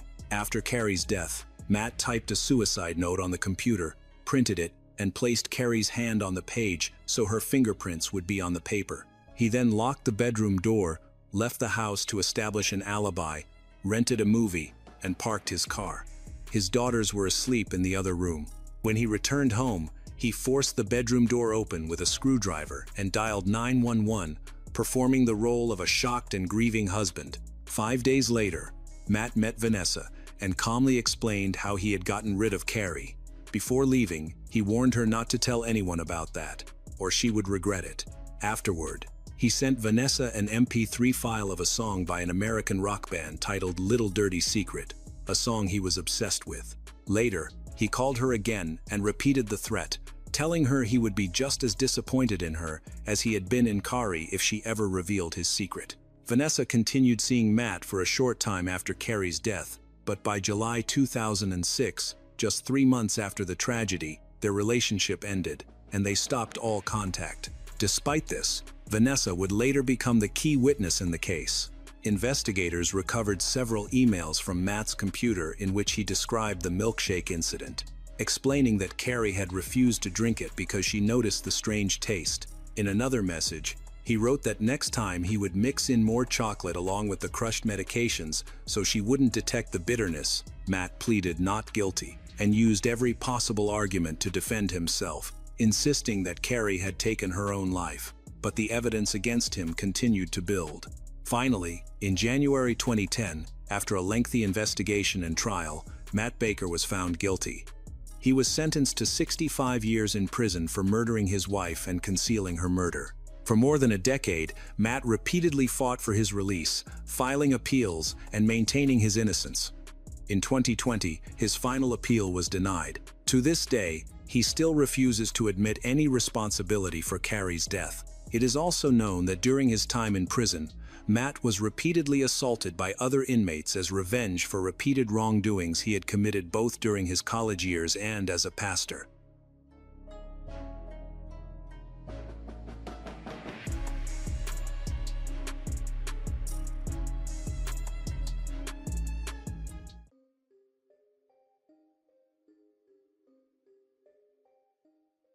Hello friends, welcome to our channel. Today we're going to take a look at another horrible case with you. The case of Krista Waninger. On May 2, 1963, a tragic event occurred on Via Emilia in Rome when police were called to an apartment building after witnesses reported finding an injured girl. Two police officers arrived at the apartment building and went up to the fourth floor. In the hallway between apartments 14 and 15, they discovered a blonde woman in a blue coat lying unconscious in a large pool of blood, her eyes wide with horror. Several people had gathered around her, including a shocked janitor and a young neighbor who worked at a medical center. The neighbor checked the victim's pulse, performed CPR, and did everything she could to keep the girl alive until an ambulance arrived. One of the neighbors called an ambulance, but by the time it arrived, it was too late. The girl was dead. The victim was identified as Krista Waninger, 23. She had come to Rome in search of success and fame, but tragically, she had been fatally stabbed 7 times. The police immediately began questioning neighbors and witnesses to piece together what had happened. However, no one had witnessed the attack, not even the residents of apartments 14 and 15. The police knocked on the doors of both apartments, and Gerda Hodap came out. When asked by the police about Krista, she stated that they were friends. They had planned to meet, but Krista was attacked and stabbed just steps away from Gerda's apartment. The attack occurred at 2:50 p.m., and Gerda claimed that she had been taking a nap and had not heard anything unusual. While Krista was brutally murdered behind closed doors, it caused quite a commotion on their floor. Her explanation seemed implausible. The doorman informed the police that Krista did not live in the building. They knew each other because the victim frequently visited Gerda's apartment. The murder had occurred nearby. After investigating a few blocks away, the police went to Krista's house, which appeared to be quite empty. Meanwhile, Gerda was taken to the police station for questioning while the authorities carefully examined the crime scene. Under the doorknob of Gerda's apartment, the police discovered a bloody handprint, indicating that Krista had tried to call for help. The building's doorman recalled that when he heard a woman scream, he quickly ran up the stairs. On his way, he encountered a strange man coming down who seemed startled to see him. At first, the doorman did not pay much attention to the strange man. However, he later suspected that there was a connection between this man and the case. When the doorman arrived at the scene, several residents from nearby apartments had gathered. They found Krista lying in a large pool of blood, her breathing irregular and her condition deteriorating. The witnesses were all in a state of panic and did not know how to help. Gerda, who was present at the police station, was willing to share any information she had about her friend Krista. She seemed genuinely concerned about the attack and did not understand why anyone would want to harm Krista. They had been friends for a long time, supporting each other in their modeling and acting careers. Gerda said that Krista was supposed to arrive at around 3 p.m., but she had been feeling unwell that day and had taken sleeping pills, which caused her to miss the attack. Although Gerda spoke about her sleep problems, she could not remember the name of the pills she had taken or explain why she had not canceled her meeting with Krista despite having gone to bed. The police found Gerda's story suspicious. Krista had suffered serious injuries, including 7 stab wounds, 3 of which were in the chest. The attacker had used a large knife to assault Krista, leaving her unable to be saved. In addition, Krista had several defensive wounds on her arms. The forensic expert observed that all of the wounds appeared to have been inflicted from above, indicating that the attacker was tall. In interviews with witnesses, it was confirmed that a man, described as unknown, had fled the scene shortly before the police arrived. Several people, including the concierge, reported seeing a tall man in a blue jacket leaving the building shortly after the attack. Using the descriptions of the witnesses, a composite sketch was created and subsequently published in newspapers and broadcast on television. The police reconstructed the timeline of events, determining that Krista left her apartment at approximately 2 p.m. and planned to return at 5 p.m. Before the appointment, she had visited a friend. About 30 minutes later, she arrived at Gerda's house, took the elevator to the 4th floor, and was attacked on the stairs. It is believed that the attacker knew Krista and was waiting for her. Police initially suspected her friend Gerda, because of her strange behavior during the attack. A neighbor reported that she had called Gerda's apartment and heard someone moving around behind the door, but no one answered, perhaps out of fear. The police suspected that Gerda was withholding information. Gerda insisted that no one rang the doorbell until the police arrived and claimed that she had heard nothing until the police knocked. Krista's murder in broad daylight in central Rome caused a media frenzy. The police hoped to gather useful information from the public, but the widespread attention also led to rumors spreading rapidly. The police received dozens of statements, most of which were complex, while others simply restated what was already known. They investigated all known criminals with a history of knife attacks, focusing not only on those who might be hiding in Rome, but also checking neighboring cities, although this effort was fruitless. In the midst of these events, a wave of panic spread throughout the community. People became increasingly afraid to go out, and the police station was flooded with angry calls from locals urging them to arrest the person responsible for Krista's attack. Some callers even made threats to the police, demanding action to ensure the safety of the streets. Meanwhile, Gerda maintained her innocence, calling the police's suspicion of her an insult. The police began to explore other leads, focusing especially on those close to Krista. There were many indications that the perpetrator was connected to Krista, leading the police to believe that the attack may have been motivated by jealousy or personal animosity. Therefore, they looked into the relationships Krista had formed since moving to another country. One notable individual was Krista's boyfriend. He was very jealous and possessive, with evidence suggesting that he had abused Krista on several occasions. Their relationship was tumultuous, often triggered by his unfounded suspicions that Krista was cheating on him with other men. This jealousy may have stemmed from several factors, including Krista's notebook filled with the phone numbers of men in the modeling and acting industries.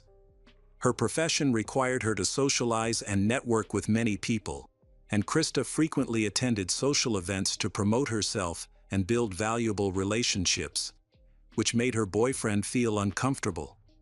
He became jealous of every random person she interacted with, and his insecurities led him to become increasingly controlling. Every phone call from a man was viewed as a betrayal, which angered her boyfriend. This pressure caused Krista to decline movie offers and made her financially dependent on him. The police identified two suspects: Krista's boyfriend, who had both a motive and a violent streak, and her friend Gerda Hodap, who was near the scene of the murder but claimed not to have seen or heard anything. It is possible that Gerda had a motive for the murder, perhaps wanting to eliminate an attractive rival. However, there is no evidence to support this theory. Journalists constantly intervened, probing for information and asking difficult questions. The police were puzzled by the presence of a strange man in a blue jacket. Although this man appeared at the crime scene and quickly left, he coldly mentioned that there was a woman screaming on the 4th floor, without offering any help. Other witnesses grew suspicious and tried to explain the presence of this stranger. The police concluded that the case might have been carefully planned, with the man in the blue jacket acting as a distraction. However, if that were the case, the criminal would have likely stayed at the crime scene, which raised suspicions about Gerda. Meanwhile, Gerda faced constant interrogations and became a media phenomenon. Journalists pursued her, spreading rumors and portraying her as a monster. The police believed that if Gerda was not involved in the murder, she may have acted as an informant or concealed information. However, to date, there has been no concrete evidence linking her to the case. The police continue to investigate the possibility of a random attack. However, they face a shortage of resources. A search of Krista's inner circle yielded no leads. Her address book contained many phone numbers related to men and various clubs in Rome, as well as organizations connected to modeling and acting. Hundreds of contacts had accumulated over the years. Despite a thorough police investigation, each contact led to a dead end. Gerda remained under close police surveillance. They even took her to the morgue to view Krista's body and observe her reaction. The police noted her emotionless response to their questions. The interrogations were repeated several times. Gerda changed her story, claiming that the doorbell rang when Krista visited. However, the screams that followed frightened her, so she did not open the door. Gerda explained her dishonesty by saying that she felt ashamed for not helping her friend. The police believed that she was a potential accomplice to the crime, suggesting that Krista had been lured there so that her attacker could kill her. Ultimately, the police were unable to obtain a confession that would identify Gerda as the killer, and at most, she could be considered an accomplice. By reconstructing the timeline of events, the police discovered why the janitor had not noticed a strange man entering the building. He had visited the utility room several times during the day. It was a complete coincidence that he had entered just before Krista arrived at the apartment complex. This raised suspicions that the attacker knew exactly when and where Krista would arrive.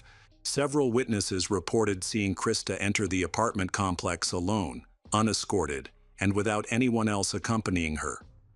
This led the police to believe that the perpetrator had entered the apartment complex before Krista, just before she arrived. It was suspected that the perpetrator knew which floor she would go to and where to wait for her. After a while, the Krista Waninger murder case yielded no more clues.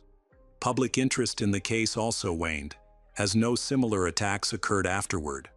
People began to calm down, and Krista's case gradually faded into oblivion, largely because her family lived far away in another country. Despite efforts to understand the situation, it was difficult to generate significant interest in the case. Krista's mother and sister actively distributed flyers with her picture in the hope of attracting potential witnesses, but their efforts did not advance the investigation. The investigation into Krista's murder had stalled for 10 months until an anonymous witness contacted a local newspaper. Using a false name, he asked to speak to the editor. The man claimed to be the brother of Krista's killer and offered to sell information to the newspaper for a large sum of money. The journalist who took the call felt that the man's story was more than just a scam to capitalize on the tragedy. Believing that the witness might have accurate information, he decided to contact the police. The journalist carefully communicated with the man, promising to collect the necessary funds to pay him in advance by the evening. They agreed to contact him later to discuss the details. After the call, the journalist went to the police station to report the unusual conversation. The police showed interest in the case, and the journalist agreed to work with them, using special equipment to monitor the incoming call. The anonymous caller contacted the journalist at 19:05. During this call, 2 police officers listened in and recorded the conversation. They were able to locate the source of the call. Several police officers then went to the address provided, where they found a 32-year-old man using the phone booth. His name was Guido Pieri. When they saw him, the police immediately recognized that he matched the police sketch of the suspect. He was arrested and searched, and their suspicions were confirmed when they found a 30-centimeter-long knife in his jacket pocket, similar to the weapon used in the attack on Krista. The police believed they had the right suspect. Unfortunately, further examination revealed that Krista was not killed with this knife. Guido Pieri insisted from the beginning that he was only trying to profit from the story, but he was unable to provide any clear information. When the police searched his home, they found another knife, but no blood, and it could not be linked to Krista's wounds. Disturbing notes were found in Guido's home, including 5 notebooks detailing gruesome murders of women. The most alarming was the final story, which was very similar to the case of Krista Waninger. The story included specific details that had not been made public and were known only to the perpetrator, raising suspicions against Guido. Guido Pieri grew up in a family with 4 brothers and 3 sisters. From an early age, he had a strong passion for adventure painting. However, while in vocational school, he decided to drop out and start working, especially after struggling to finish 8th grade 3 times. Although he was not unintelligent, he had obvious problems with self-control. By the age of 18, he was employed as a mechanic in a construction company, maintaining a fleet of equipment. After 10 years, Guido married a much older woman. During this time, he pursued his passion for painting, dreaming of becoming an artist. In February, Guido moved to Paris to pursue this dream, but unfortunately, his efforts ended in disappointment. In his diary, he explained his feelings in detail. It was clear that Guido was a deeply creative individual with a unique perspective on life, but he struggled to manage the challenges he faced and find his own path. He lacked the courage and motivation needed to overcome these obstacles. As a result, Guido moved back to Rome, ended his marriage, and took a job as a secretary at the Institute, where he worked until he was 63. His diaries reveal a disillusioned man full of ambitions and ideas that he was unable to turn into reality. When the police questioned him about the notes they discovered during the search, Guido explained that they were ideas for a future novel, as he longed to write a book. When reviewing the notes, the police noticed many similarities to the real-life case of Christa Waninger. Details of the crime scene and descriptions of the people involved closely resembled the apartment building and surrounding area where Christa was murdered. This raised questions about whether these accounts referred to her murder, which aroused suspicions among the police. Guido led a seemingly normal life, frequenting upscale restaurants and bars. However, he remained on the police radar, having been spotted at several other violent crime scenes unrelated to Christa. Unfortunately, he did not confess or provide any evidence of his innocence. At that time, witnesses who had seen a suspicious man in a blue jacket leaving the apartment building after hearing Christa scream had not yet testified. 3 of the 4 witnesses identified him as Guido. Despite ongoing questioning and suspicion, no physical evidence was found linking him to the crime. The police decided to return all the confiscated diaries belonging to Guido, and he was released. During this time, Christa's sister pushed for the investigation to be reopened. The police reviewed all relevant information, but this lead did not yield any results. Guido remained the prime suspect, but he did not confess. Despite having no evidence to present, the police continued to investigate and put pressure on him. Surprisingly, Guido Pieri went to the police station and confessed to killing Christa Waninger. He was arrested, and it took a year before the trial began. Despite his confession, he was acquitted due to a lack of sufficient evidence. His lawyer argued that Guido had mental health problems and pointed out that he refused to confess again. By this time, he had been officially diagnosed with schizophrenia, which led the police to consider his confession unreliable. There were 2 more hearings. In both trials, Guido Pieri was found guilty, but he was released on bail due to his mental condition. Guido later changed his story, claiming that he had been at the scene of the murder by accident and denied any guilt. In addition, Guido destroyed his own notebooks, containing disturbing notes that could have been used against him. During the psychiatric evaluation, he was found to be insane. Therefore, the court could only order Guido to undergo treatment for schizophrenia. Despite his crime, he was allowed to go free without any apparent motive. For a long time, he was considered a threat to society, but there was not enough evidence to prove it. He was eventually released and deemed harmless, much to the shock of Christa's family. Sadly, Christa's relatives were never able to obtain justice or see Guido incarcerated.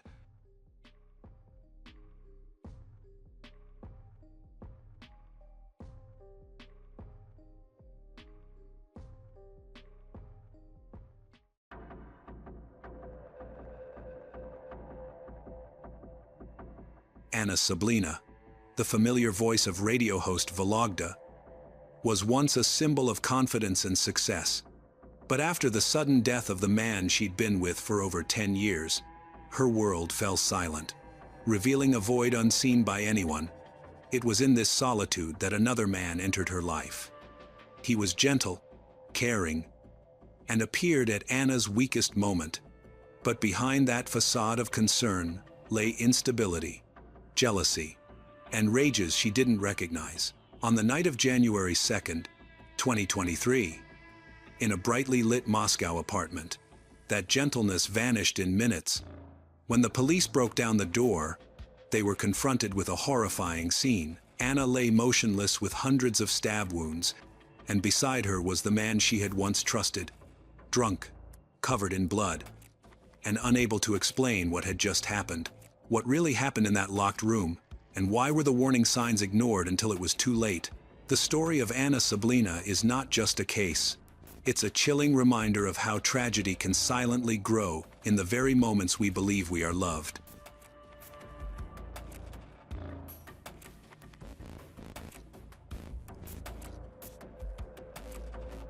Anna Sablina was born in 1988 in Vologda, Russia, into a family of educators. Her father, a doctor of history, worked at a university dedicated to regional studies, while her mother was also active in the education sector. Their home was marked by order, discipline, and high expectations for their children. From a young age, Anna stood out for her confidence on stage. She sang, acted in school productions, and frequently hosted school events. Her friends recognized her ability to captivate audiences, and this talent paved the way for her career in media. Unlike many of her peers, Anna always knew what she wanted: a career in radio. In 2006, she entered Vologda State University to study journalism. During her first year, she landed an internship at Russian Radio Vologda, where her distinct voice drew immediate attention. The station soon invited her to host live shows while continuing her studies. Around that time, she adopted her on-air pseudonym, Azovskaya, a catchy name that listeners quickly recognized. By 2011, upon graduating, Anna had become a well-known voice throughout Vologda. Many people listened to her daily, in their cars, in their offices, or at home. Her rapid rise was the result of both talent and determination. Anna's career was stable, but her life changed after she met Vasily Solovyov in 2009.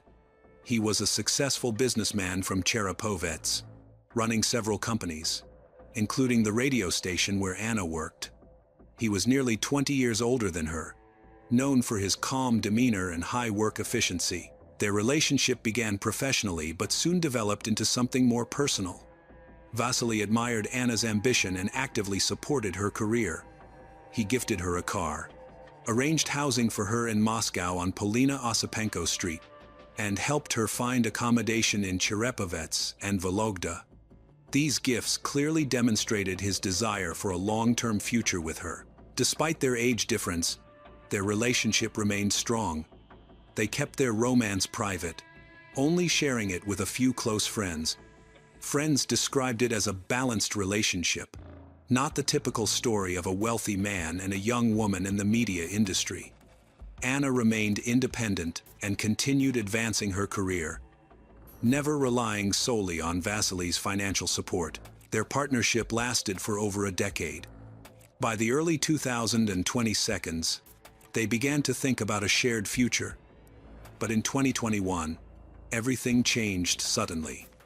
Vasily fell seriously ill, had to be put on a ventilator, and passed away in June of that same year at the age of 51.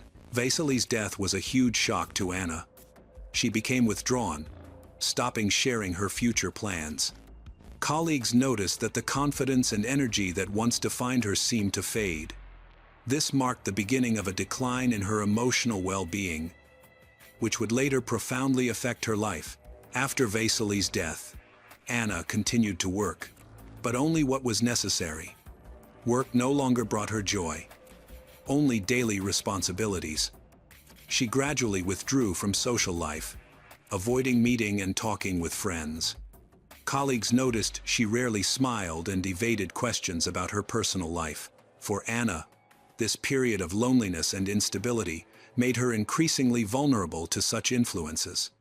Throughout 2022, her situation did not improve.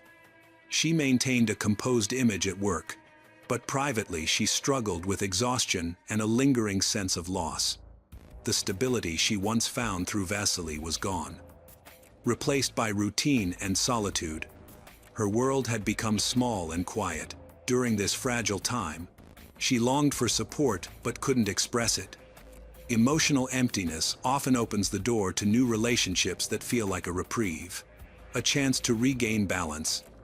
This unresolved grief and persistent isolation became the setting for a new connection that would soon shape the next chapter of her life. By late 2022, someone new entered Anna's life, a man who, at first, seemed completely unconnected to her. Vladimir Maklakov, 33, was a local and the son of one of Vasily's old acquaintances. His family owned a large logging company. Although Vladimir was officially its CEO, everyone knew his father managed the real business operations. Locals described Vladimir as someone who did whatever he wanted without worrying about the consequences. His habits were the opposite of Anna's orderly lifestyle. He was known to drink heavily, sometimes acted aggressively, and had a reputation for volatile relationships. Longtime acquaintances said that he had been through many tumultuous relationships, often argued with others, and was also suspected of using substances. Some people affirm that Vladimir's first marriage fell apart after only a few months, and his later relationship ended when the woman left him, taking their son with her. These behaviors indicated impulsiveness, a lack of self-control, and an unstable lifestyle. Meanwhile, Anna was organized, calm, and devoted to her work. A complete contrast to him. Ironically, it was this difference that allowed Vladimir to win her trust quickly. He overwhelmed her with attention, compliments, gifts, and promises of support. For someone still grieving a deep personal loss, that kind of reassurance must have felt like a lifeline.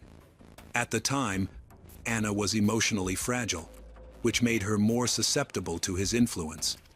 Still, she kept the relationship private, whether it was out of discretion or awareness that others might disapprove. She never spoke openly about it. But this was the beginning of a romance that would later turn tragic, because they kept things hidden. Warning signs remained unnoticed until everything escalated.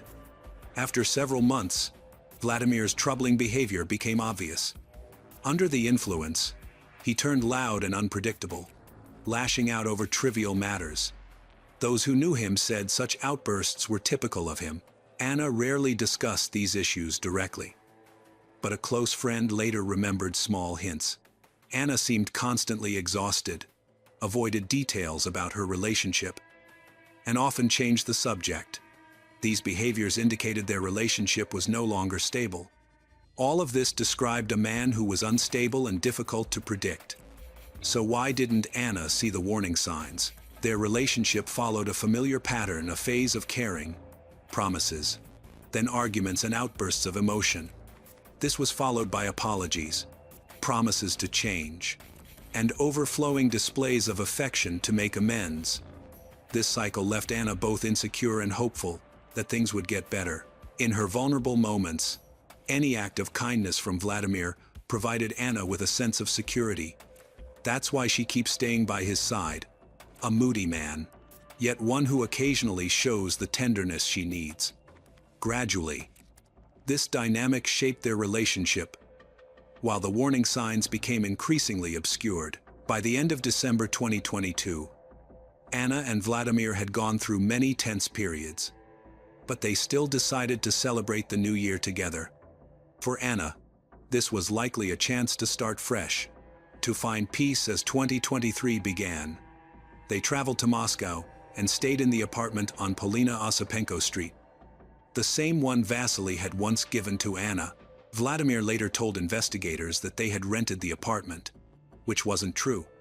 Perhaps he wanted to downplay his place in the relationship. From late December until January 2nd, there were no visible signs of conflict. They took walks, went to cafes, and even took photos together. On January 2nd, they had a professional photo session.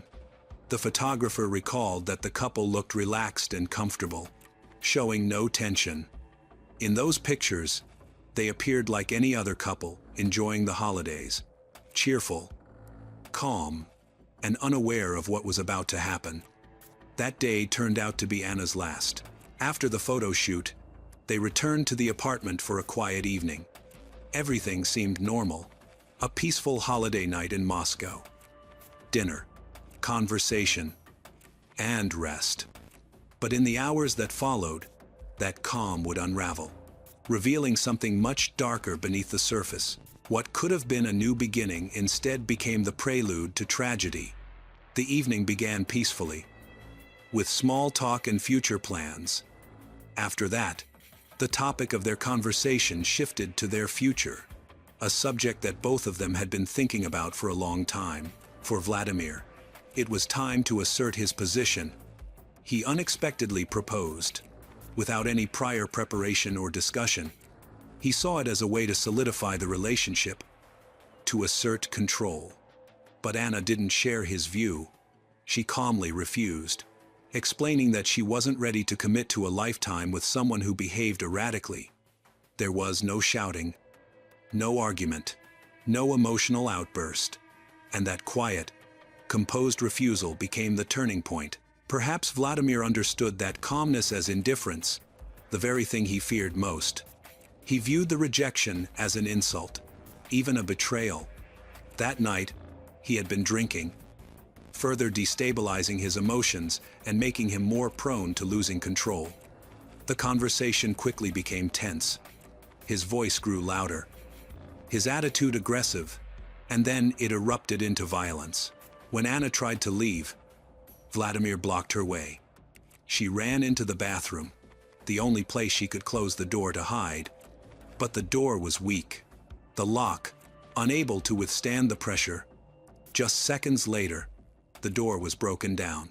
That moment marked the beginning of 3 horrific minutes that forensic experts later meticulously recreated.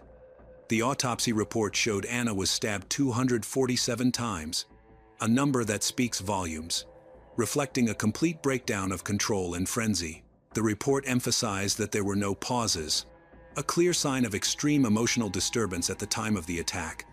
It's important to note how quickly everything unfolded. The timeline laid out by the forensic team underscores just how rapidly the situation deteriorated. During those moments, neighbors began hearing noises. First, dull thuds, then sharp cries that soon turned into muffled sounds of a struggle. Several residents called emergency services around the same time, reporting signs of violence.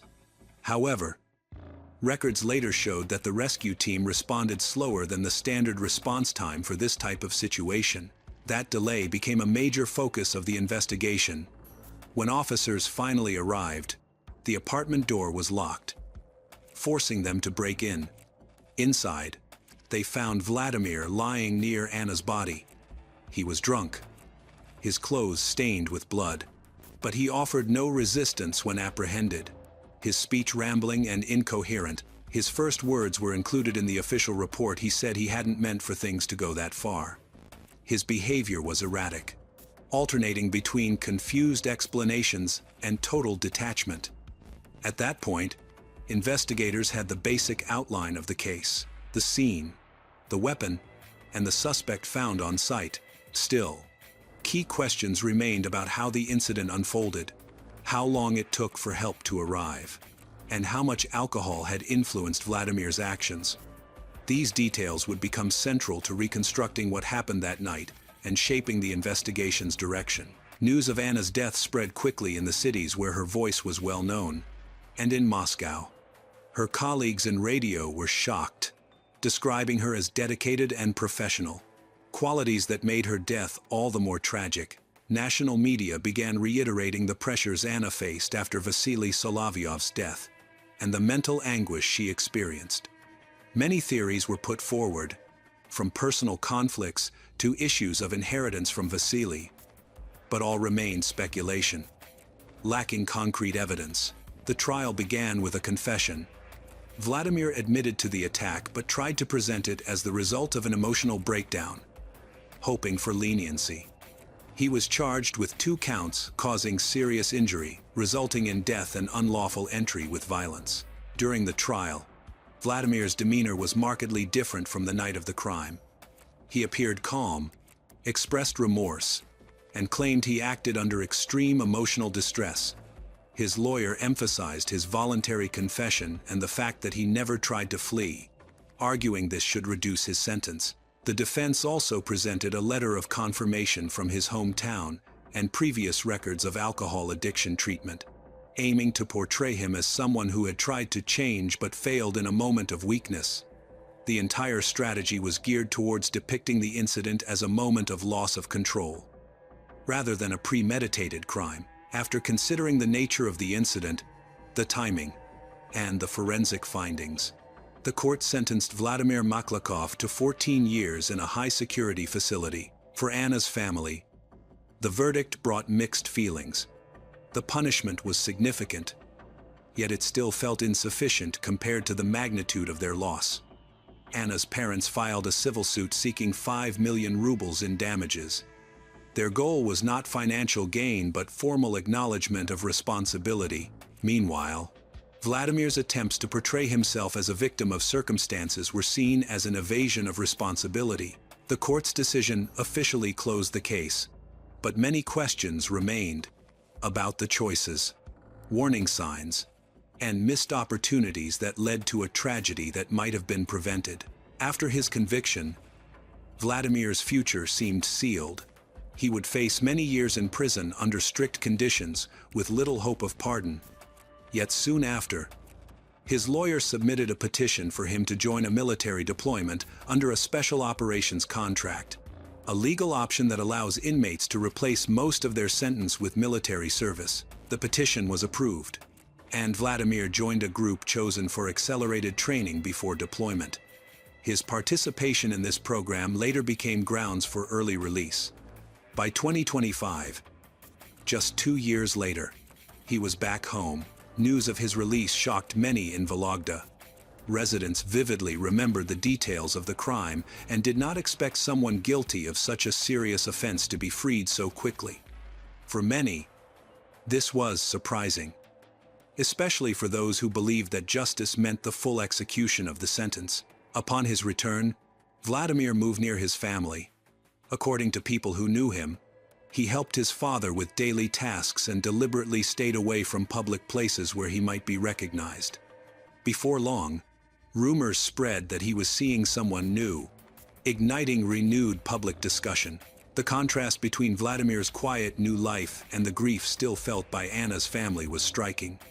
There are no public records of his employment, and open sources do not reveal whether he plans to continue his military service or move elsewhere. What is clear is that he maintains a low profile and avoids any public involvement in matters related to his case.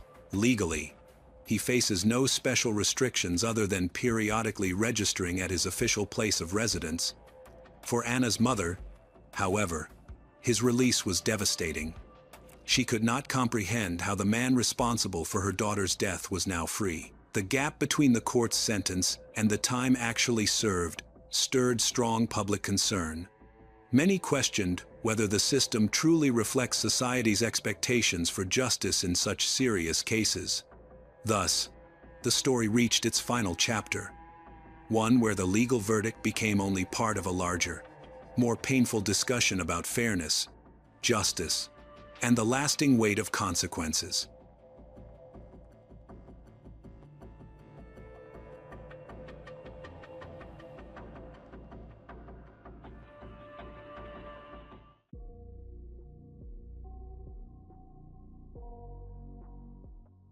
Hello friends, welcome to our channel.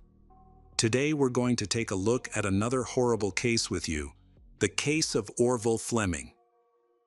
Sarah June Douglas was born on August 4, 1987 in Sacramento, California, into a family with 5 siblings.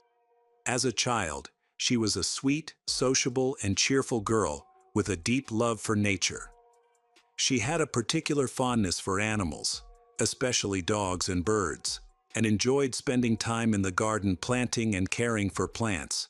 However, her teenage years marked a dramatic change.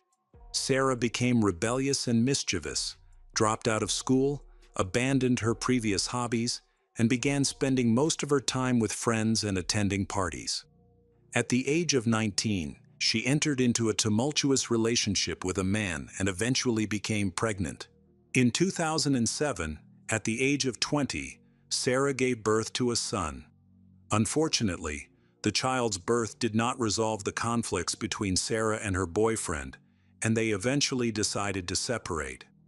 Sarah had to adapt to life as a single mother with no formal education or career while taking care of her child.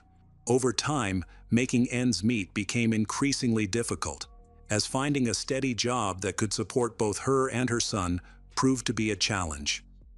Although her mother and sister provided some support, Sarah continued to struggle financially. Eventually, she turned to providing intimate services on escort websites. Her sister described Sarah as a good person who made poor decisions, and this was one of the worst. While Sarah was able to alleviate her financial difficulties, this choice also exposed her to new and far more dangerous problems. After spending a few years working in the escort industry, Sarah met Orville Fleming, who provided financial stability and a secure home. Wanting to ensure a better future for her son, Sarah saw Orville as the salvation she had been hoping for. Orville Fleming, born on June 26, 1958 in California, had lived what appeared to be an exemplary life for over 30 years. He was a husband, father, and a dedicated firefighter with over 24 years of service. Due to his outstanding performance and leadership skills, Orville became a battalion chief. Orville also worked as an instructor at the fire academy. His career was flourishing, and his impeccable record qualified him for a substantial pension. Many considered Orville and Megan Fleming, his wife, who had been married for 30 years, to be the epitome of a successful, typical American couple. Together, they raised 2 children who had grown into responsible, successful adults. However, behind his seemingly perfect life, Orville was hiding a dark secret.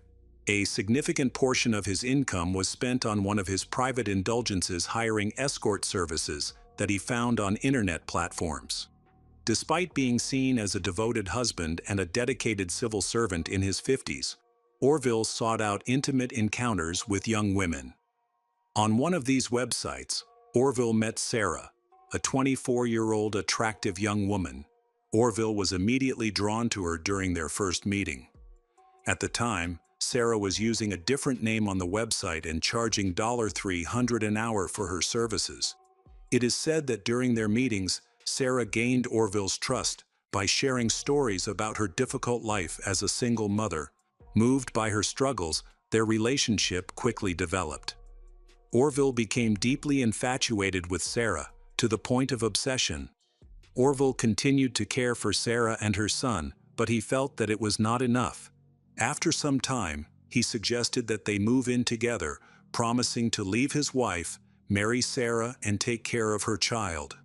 True to his word, Orville divorced his first wife, Megan, and moved in with Sarah and her son in a house located in a quiet neighborhood in Fox River, south of Sacramento. Sarah shared with her family how happy she was with the changes in her life. Although her parents were initially concerned about the significant age gap between Sarah and Orville, they supported her and believed she had made the right choice. The new house also became a home for birds, as Sarah had loved them since childhood and could now devote her time to caring for them. She had quit her previous job to focus on taking care of Orville and her son.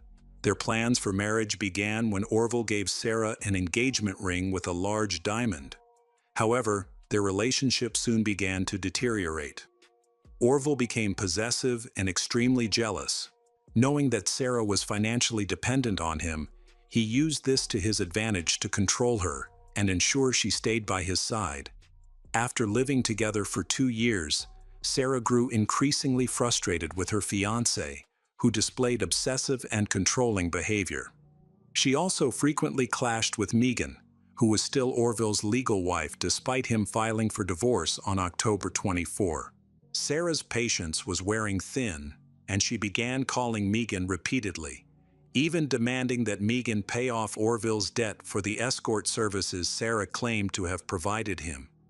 As 2014 approached, Orville and Sarah's relationship had deteriorated significantly. Sarah began spending more time with her mother and sister, confiding in them that she was seriously considering ending her relationship with Orville. Little did she know that her decision to leave would lead to a devastating tragedy.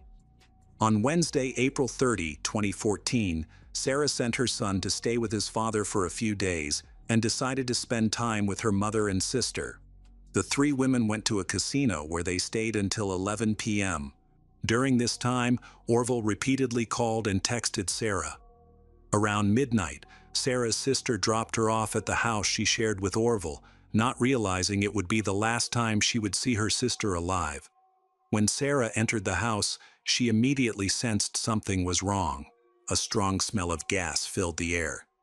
She quickly turned off the gas in the kitchen and called her sister, telling her that Orville had left the gas on, possibly in an attempt to harm her birds. While they were talking, Sarah's sister suddenly heard her scream, apparently startled by someone entering the room. Moments later, her sister heard Orville's voice, followed by the sound of arguing and Sarah's terrified scream. Thinking it was just another one of their usual arguments, her sister went to bed, planning to check on Sarah the next morning.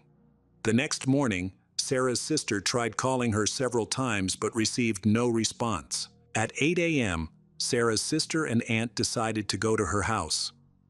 They knocked on the door, but no one answered. Noticing that the door was unlocked, they cautiously entered the living room, only to find the house in disarray, with objects scattered everywhere. Feeling uneasy, they went to the master bedroom. What they found there horrified them so much that they ran out of the house in a panic. A neighbor, alarmed by the screams of Sarah's sister and aunt, quickly called 911 to report the incident. By 9 a.m., the police had arrived at the scene. Inside, they immediately noticed signs of a struggle. In the bedroom, they found a body lying face down on the floor next to the bed. The victim had visible stab wounds, and a cloth-like material was tied around her neck. The window shutters were closed, and no one else was in the house. The police quickly secured the area, called in forensic experts to collect evidence, and transported the young woman's body to the morgue. Sarah's sister and aunt were questioned and promptly identified the victim as Sarah June Douglas, 26. An autopsy revealed that Sarah had been attacked with a knife, possibly a kitchen knife. There were also clear signs of strangulation on her neck, along with bruises on her body, which indicated physical violence. Laboratory tests found no traces of alcohol or foreign substances in her system. Police learned from Sarah's sister that she lived with Orville and that their relationship had recently become strained. That night, Sarah had allegedly told Orville that she intended to end the relationship. Using details Sarah's sister overheard during a phone call, police began reconstructing the events that led to Sarah's tragic death. Orville Fleming became the prime suspect in Sarah's murder, leading to an arrest warrant being issued against him. However, Orville disappeared, and efforts to locate him were unsuccessful. A statewide search was conducted, and his official vehicle was found not far from his home, but his whereabouts remained a mystery. During the investigation, police discovered that Orville was in possession of 2 handguns that were missing from the scene. As a result, they warned the public that he was considered armed and extremely dangerous. Flyers were widely distributed, urging people to report any suspicious individuals. The police search continued for several days, with special units involved. Meanwhile, at the house where Sarah had died, relatives, friends, and acquaintances gathered to pay their respects and offer condolences to her family. The media closely followed the search and provided regular updates. On May 2, the police decided to reenact the events of that tragic night. Orville's relatives and colleagues were invited to participate, and those who knew him were shocked by his alleged involvement in such a terrible crime. They had always known him to be a kind, positive, and cheerful person, which made the accusations even harder to believe.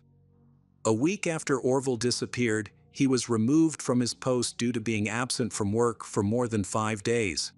Meanwhile, The police redirected their search to remote areas of California where Orville might have traveled.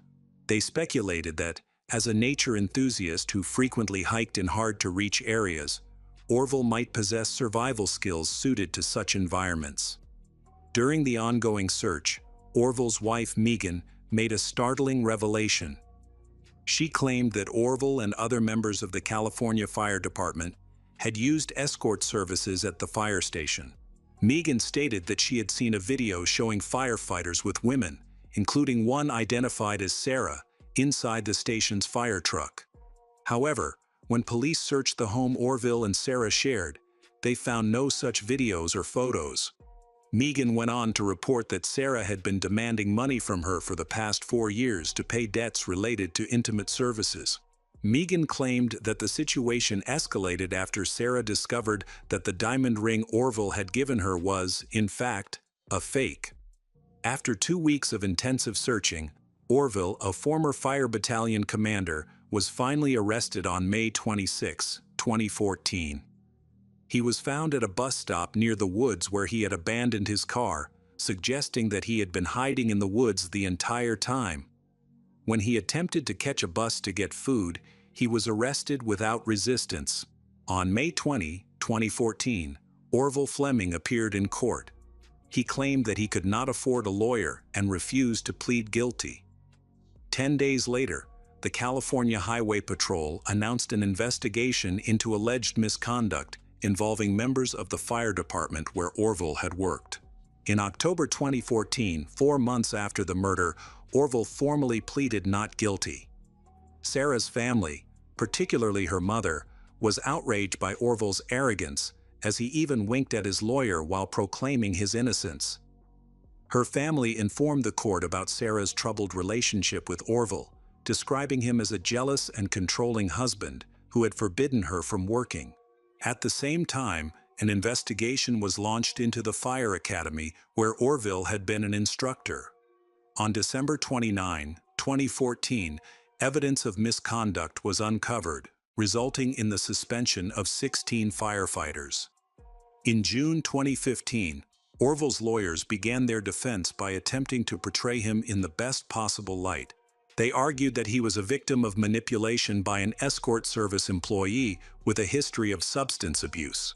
The defense claimed that the woman had exploited Orville for her own benefit until he reached his breaking point. They also asserted that he had amnesia and could not recall the attack itself. Through this narrative, the defense hoped to secure a reduced sentence.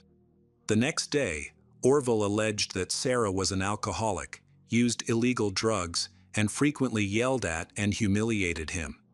On the night of the incident, he claimed they had a heated argument, after which he lost control. He stated that he went into the kitchen, grabbed a knife, returned to the room, pinned Sarah down on the bed, and stabbed and strangled her. Orville claimed he could not remember all the details of the incident and later expressed shock, saying he could not believe he had killed the woman he intended to marry. He also revealed that while on the run, he had attempted end life 3 times. Finally, the prosecutor presented their case. During questioning, Orville claimed he did not remember what had happened. However, the police had a recording from his arrest in which Orville clearly confessed that he had stabbed Sarah because she insulted him. The prosecution argued that Orville had sufficient time to comprehend his actions, making him eligible for first-degree murder charges. On June 24, 2015, Orville Fleming was convicted of second-degree murder. On July 31, he was sentenced to life in prison with the possibility of parole after 16 years. Orville's crime not only deprived Sarah's 5-year-old son of the chance to grow up with his mother, but also exposed him to a media frenzy due to speculation about his mother's past. To shield the boy from public scrutiny and hostility, his father relocated him to Santa Rosa. Sarah's family suffered 2 devastating tragedies. First, Sarah's death shattered their hearts. Then, just months after Sarah's death, her brother, to whom she was very close, took his own life, unable to cope with the immense pain of losing her in such horrific circumstances. For Sarah's family, her death at the hands of a man she had been with for years was a stark warning to end abusive relationships before it was too late. It also highlighted that seemingly respectable and socially respected people can sometimes be far worse than those who are shunned.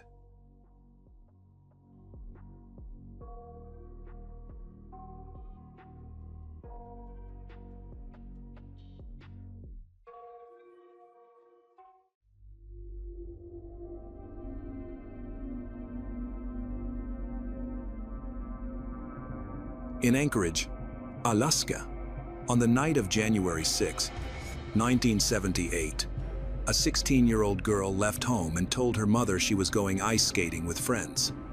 That was just an innocent lie of youth, and also the last words her family ever heard. Her name was Shelley Connolly, a young woman who dreamed of becoming a cosmetologist with a bright future ahead of her. But just hours later, that life was cut short by a brutal act of violence. The next morning, Shelley's body was found at Beluga Point, thrown down a frigid cliff. Her clothes were torn, her body covered in bruises.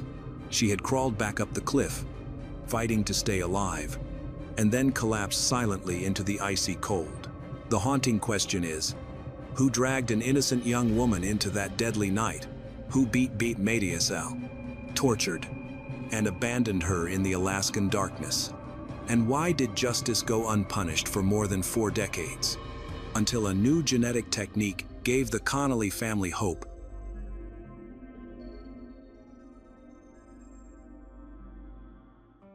In 1978, 16 years old, Shelley Connolly lived in Anchorage, Alaska. She lived a typical teenage life, going to school, meeting friends, attending parties. Besides, she pursued her dream of becoming a cosmetologist. She knew she needed a degree, so she planned to finish high school and then attend medical school. To stay independent and fund her goals, she studied hard and worked part-time. She also loved hairstyling and had completed a hairdressing course, which brought in extra income.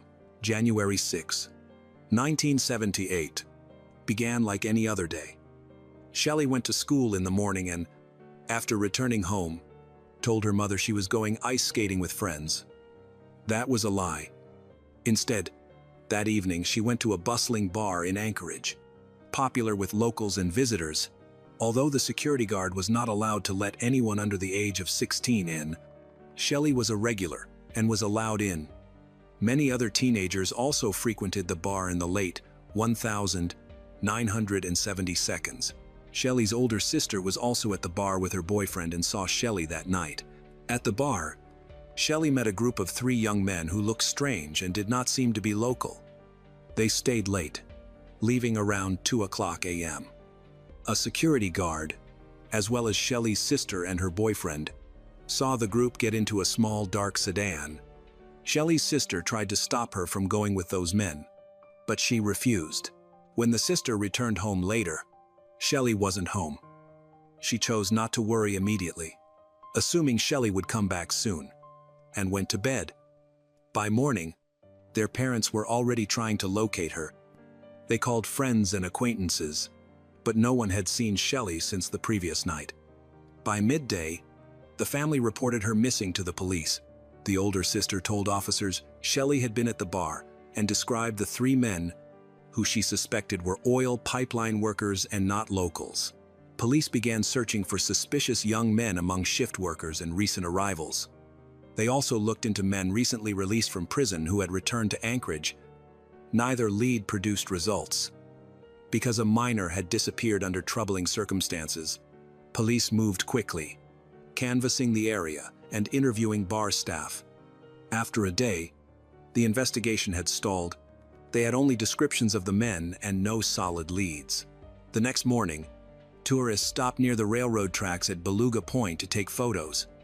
From the edge of a rocky ledge, one of them spotted what looked like a human body down a steep slope.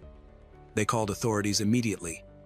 Police arrived and found a girl's body about 15 meters down the rocks. Her sleeveless blouse was pushed up to her neck, and her body was covered in abrasions and bruises. She looked very young, likely a minor, and had no identification on her.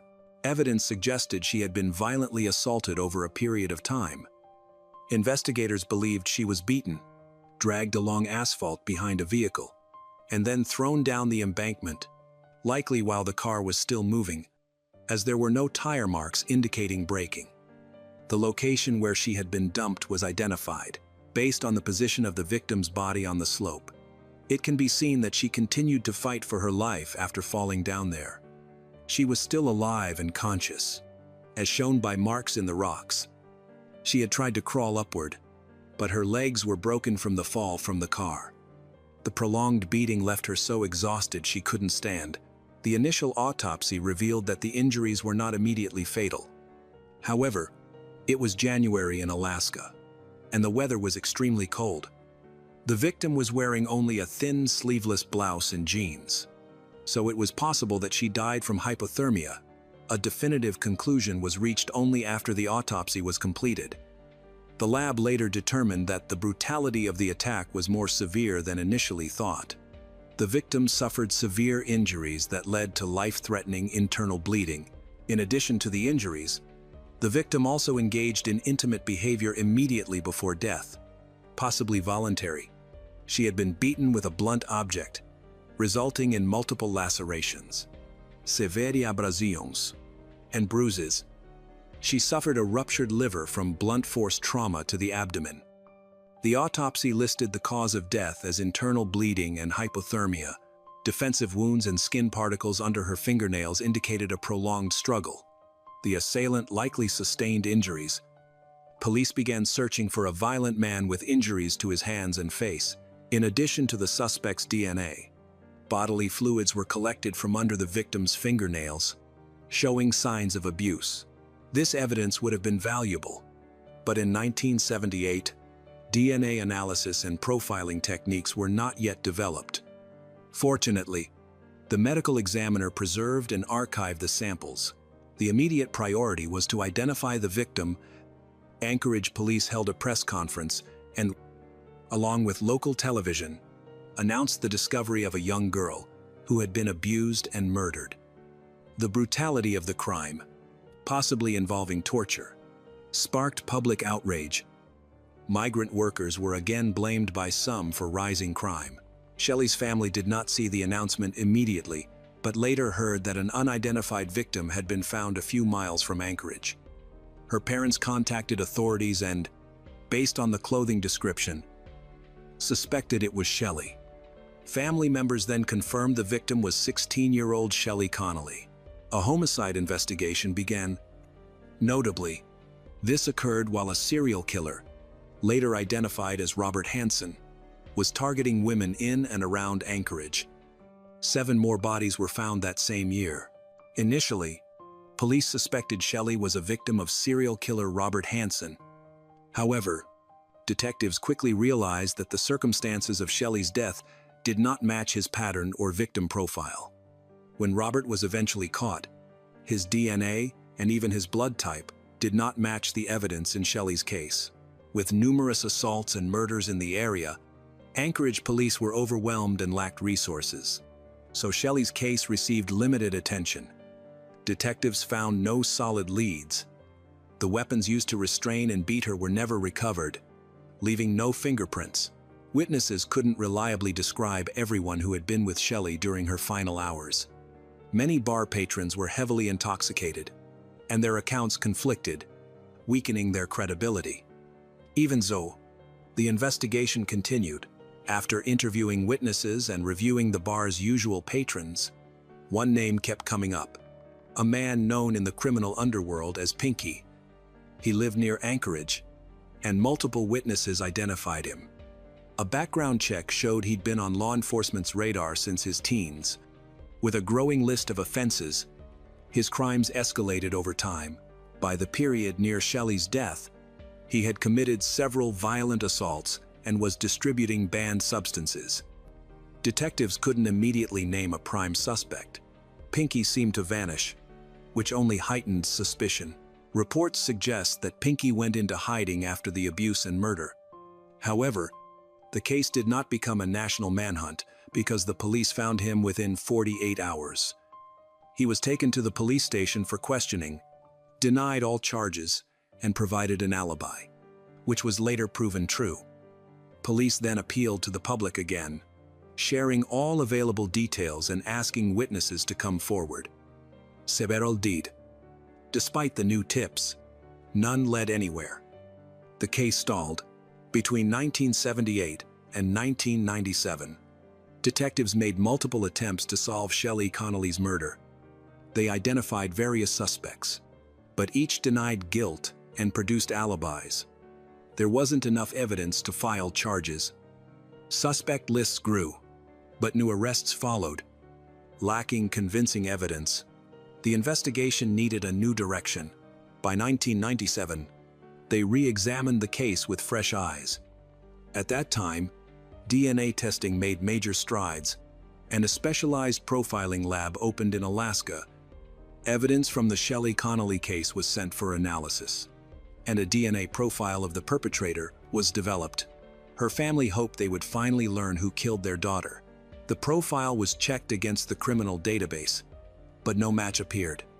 Unsurprising, since the database was still in its early stages and samples were limited. Despite repeated re-examinations, no match was found. In 2003, there was renewed hope with the full rollout of the CODIS combined DNA system. Investigators expected a breakthrough, but again, no matches. Detectives asked, could someone who could commit such a brutal crime not commit similar crimes for decades? Over the next 15 years, Shelley's case was re-examined several times, each ending in a dead end. It wasn't until 2018, when a new cold case team was formed, that the investigation took a turn. A young, promising investigator noticed an innovative method he'd heard about in a report: forensic genetic genealogy. The method, highlighted by breakthroughs from Parabon, had already helped solve dozens of long cold cases. The investigator proposed sending the unknown offender's DNA from the Shelley Connolly case to a lab. Using this approach, although the method was not widely known and skepticism remained after nearly 40 years of failure, Anchorage police leadership approved the plan. While a complete DNA profile couldn't be built from scratch, the lab obtained enough genetic information to find a close match. They identified a partial match to a woman in Florida, likely the suspect's cousin or second cousin. When contacted, she agreed to provide a DNA sample for more precise analysis. The match was confirmed, and a genealogist began building the suspect's family tree. This work traced the lineage back to a shared ancestor, a great-great-grandfather born in Pennsylvania. Identifying this common ancestor was a major breakthrough. The man in question was John McQuaid. John had 9 children, 6 daughters and 3 sons. Investigators focused on the sons, who were in their 22nd and 32nd at the time of Shelley's murder. The McQuaid brothers were known to be close but quarrelsome. They drank heavily, spent most of their free time together, and often went to bars. Since they were siblings, any of them could have been the owners of the skin and body fluids collected from Shelley's body. Detectives wanted to interview each brother individually. Tracking them down was difficult, as they had moved multiple times since the late 1972, separated, and later reunited. As the search continued, investigators dug into the McQuaid family's history. They learned that the middle brother, Donald, had moved from the settlement to Anchorage with his mother in 1971. He dropped out of school and worked as a laborer, taking whatever odd jobs he could find. Without an education, his options were limited. Over time, he slipped into crime, primarily focusing on distributing illegal goods. From a young age, he had several encounters with the law. What began as a long stretch of rebellion ended with convictions for burglary and carrying a weapon, sending him to prison. By 1978, Donald was out on parole and still on probation. About 6 months before Shelley was attacked, he shared a rented apartment in Anchorage with friends, and witnesses said he was trying to turn his life around. In prison, Donald earned his diploma and began planning for a better future: education, a steady career, and a family. He claimed he wanted to leave crime behind. Notably, a few weeks after Shelley's murder, he reported to his parole officer, as required, and asked for permission to move to another city. Today, that request might look like an attempt to distance himself from the crime scene. In 1978, however, it raised no alarm. He was approved to relocate and left without issue. Later, when Anchorage police obtained a photo of the prime suspect from the late 1970 seconds, detectives immediately noticed he resembled one of the men seen with Shelley on the night she died. That link had been missed during the original investigation. The more detectives learned about Donald, the more suspicious he seemed. Still, only DNA could confirm or rule him out. Investigators needed a sample, and the trail led them to a suburb of Portland, Oregon, where the McQuaid brothers were living. Donald is confirmed to be living with his brother Richard. Anchorage investigators asked Portland police to collect DNA from both men. Richard remained a person of interest, though Donald was the more likely match. The third brother was quickly eliminated. He was in prison when Shelley was attacked. Police aimed to obtain DNA from one or both of the remaining brothers. Local officers found Donald easily. Within an hour of surveillance, they saw him smoke a cigarette and toss it outside. They retrieved it and sent it for testing. The results showed that the DNA matched 100%, with the DNA found under Shelley's fingernails, definitively identifying the culprit. On August 29, 2019, a cold case investigator contacted Donald in Oregon. The first question concerns the death of a young woman. Donald denied knowing her and said he didn't understand who they meant. When he realized they were asking about a deceased teenager named Shelley Connolly, he continued to insist he had never met her and knew nothing about her death. By then, detectives already knew that after the murder and his relocation, Donald had lived with a roommate in a city dormitory. Investigators contacted a neighbor to learn more about Donald's life during that period. The neighbor described him as withdrawn and uncommunicative, prone to losing control when drinking and behaving foolishly while intoxicated. The neighbor never heard Donald confess to the murder, but investigators believe they still have enough evidence to charge him. On August 30, 2019, Oregon police arrested Donald, the prime suspect. They relied on witness statements, including several men who identified Donald as the person who left the bar with Shelley the night she died. Police then contacted Shelley's mother, Judy. For 41 years, Judy regularly visited the Anchorage police station, hoping to hear that the killer had been caught. By 2019, she had nearly lost hope. When told that Donald had been arrested, she was skeptical, assuming he was just another unlikely suspect. However, once she learned how strong the evidence was, she felt relief mixed with grief. She wanted justice for her daughter. The investigation wasn't finished. During interrogation, Donald changed his story as soon as he was confronted with the evidence. Now, he claims that he may have been intimate with Shelley in 1978. He said he often got drunk in bars and met random women. Shelley could have been one of them. It was possible, he said, that they had a brief encounter and parted ways, and he simply didn't remember. He continued to deny involvement in the murder, saying he might have forgotten the encounter because he couldn't remember all the women he met during that period. Donald's brother, Richard, spoke to police and said he did not believe Donald could have killed Shelley. Although Donald had some run-ins with the law when he was younger, Richard said he had never seen him act cruelly toward women. He acknowledged, however, that Donald had problems with alcohol and behavior. While investigators continue to speak with Donald's family, he has been extradited to Alaska and is being held in the Anchorage jail. He was granted the option of a $1 million bail, with the additional requirement that a third-party custodian supervise him if he posted bond before trial. The family couldn't afford the bail, so Donald remained in custody. Bureaucratic complications followed. The defense asked the court to lower his bail and allow him to return to Oregon. With weekly telephone check-ins, Shelley's mother said the request was unreasonable. Given the seriousness of the charges and believed Donald deserved to be imprisoned. The bail amount was not eliminated. After reviewing the requests, the judge concluded that Donald did not pose a danger to the Oregon community due to his health, but remained a significant flight risk. The defense's proposed $2,500 bail was deemed too low. The judge set it at $10,000 instead. Additionally, Donald had to waive extradition, buy his own round-trip plane ticket to Oregon, and wear an ankle monitor until the hearing.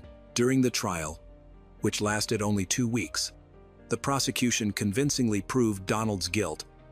He was found guilty of the first-degree murder of Shelley Connolly. The defense asked for a 20-year sentence, while the prosecutor pushed for the maximum allowed under 1,970 seconds law. In the end, 60 years old Donald McQuaid received a 50-year sentence, effectively a life term given his age and health.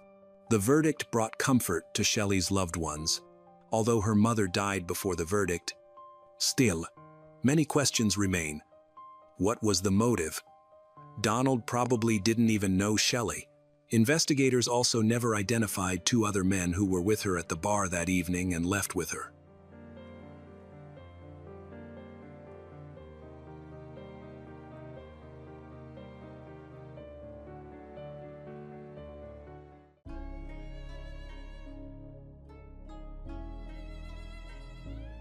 One summer afternoon in the small town of Arlington, Indiana, seemed as peaceful as any other day.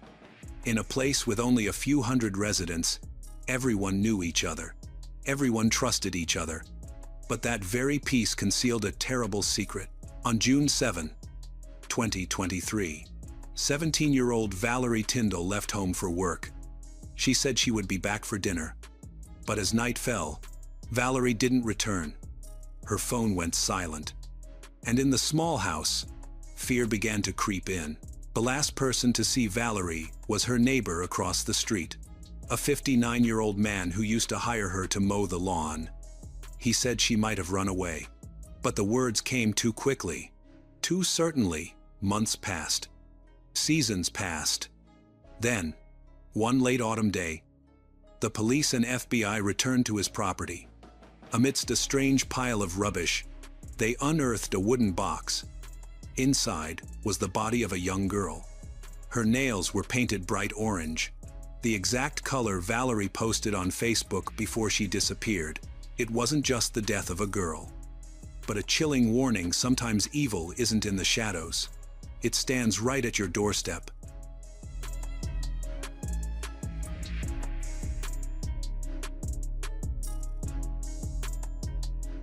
Valerie Tyndall was born on August 29, 2005, in Indianapolis, Indiana, USA, into a large family. She had 1 brother and 3 older sisters. When Valerie was young, she experienced an unpleasant event, though the details were kept private by her family.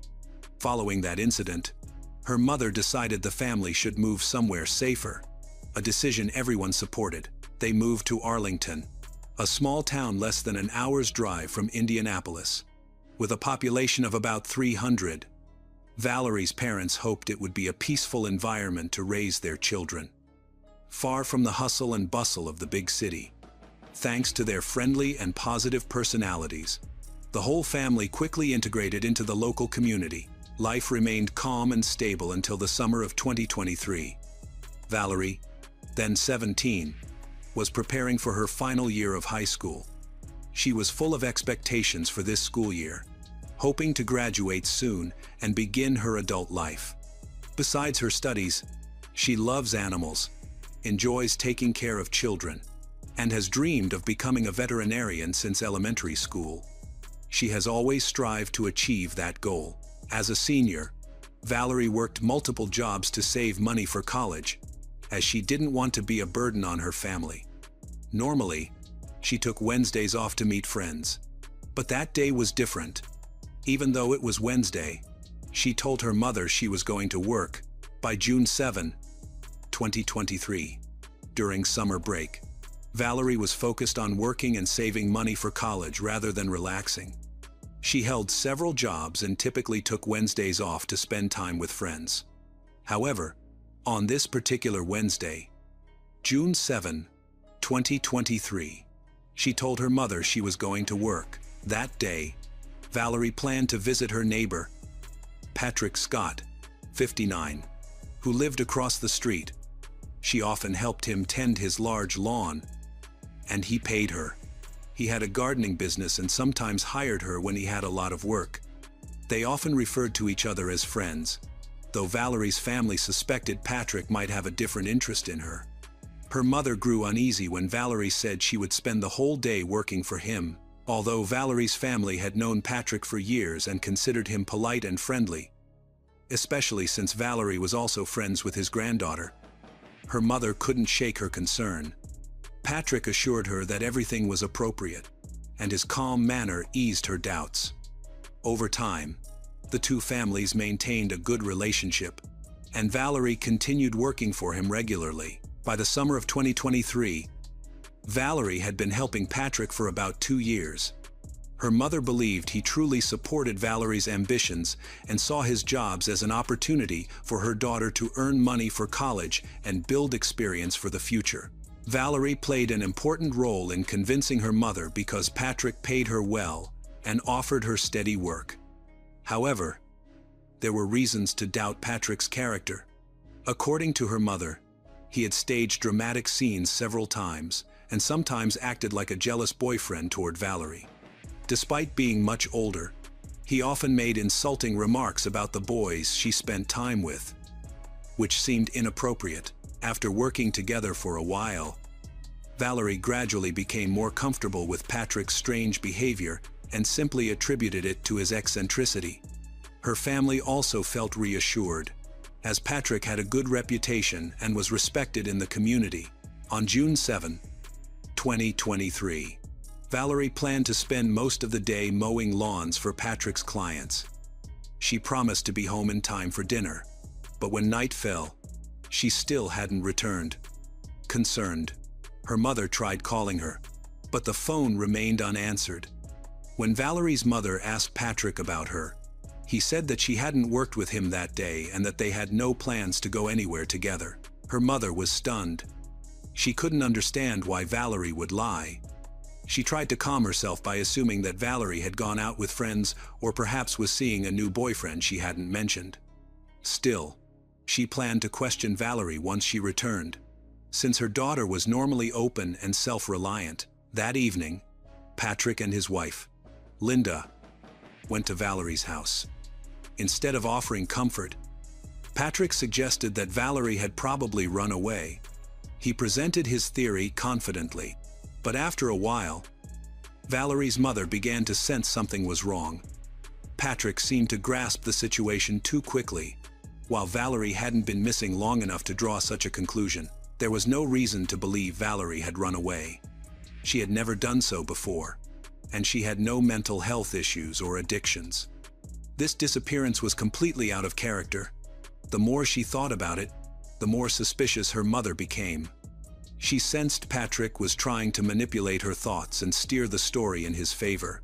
She started to wonder if he had something to do with Valerie's disappearance, which might explain why he was trying to influence her so strongly. Still, she decided to wait before contacting the police, hoping Valerie would return on her own. That night, she remained convinced her daughter was simply out with friends and would come home soon. But when the family woke up on the morning of June 8, 2023, and Valerie's room was still empty, her mother panicked. Since she still couldn't reach Valerie, she called the police. Valerie Tyndall was officially reported missing, and an Amber Alert was issued.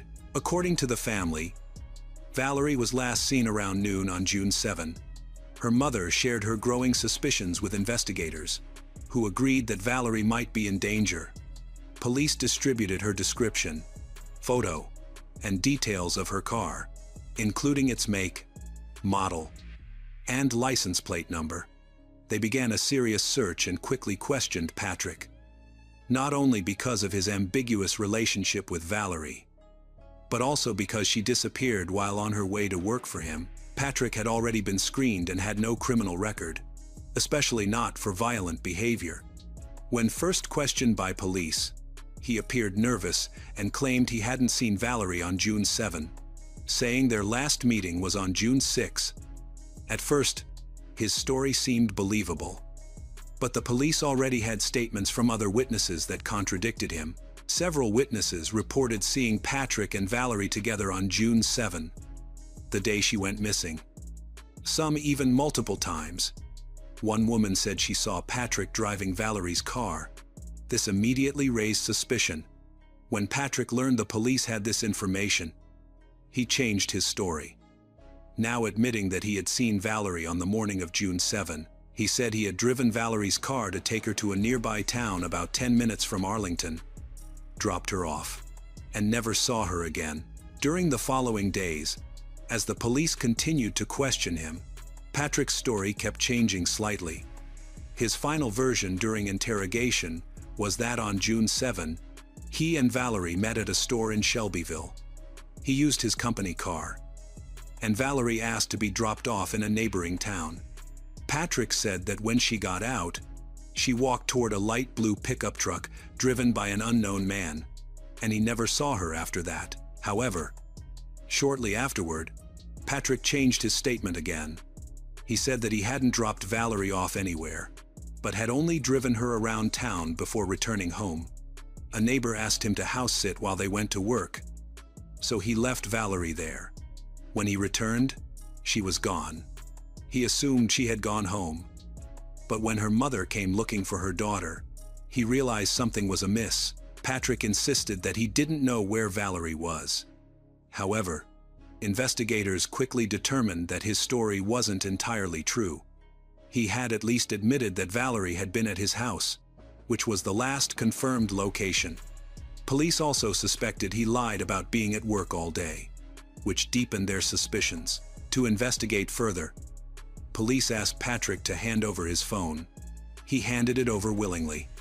Phone data revealed that he hadn't gone to work at all but had spent almost the entire day of June 7 on his property. The message records between him and Valerie were also revealing. Valerie had sent Patrick a single message on June 7 at 11:23 a.m., saying she would be joining him soon. Patrick sent her two messages afterward, one at 5:40 p.m. on June 7 and another at 2:46 p.m.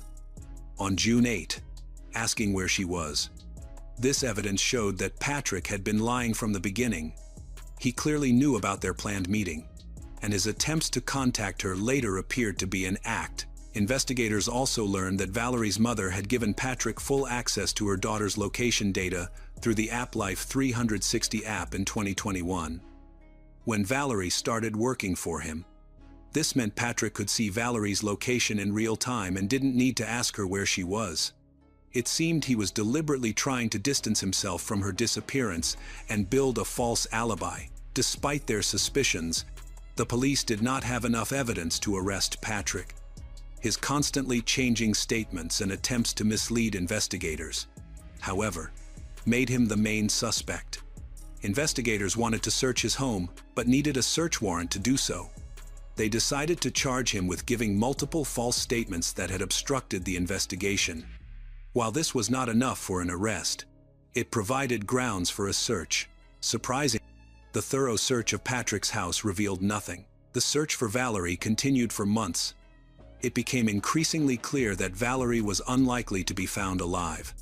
She had been completely inactive on social media, had made no financial transactions, and had not used her phone. At one point, the investigation appeared to have reached a dead end.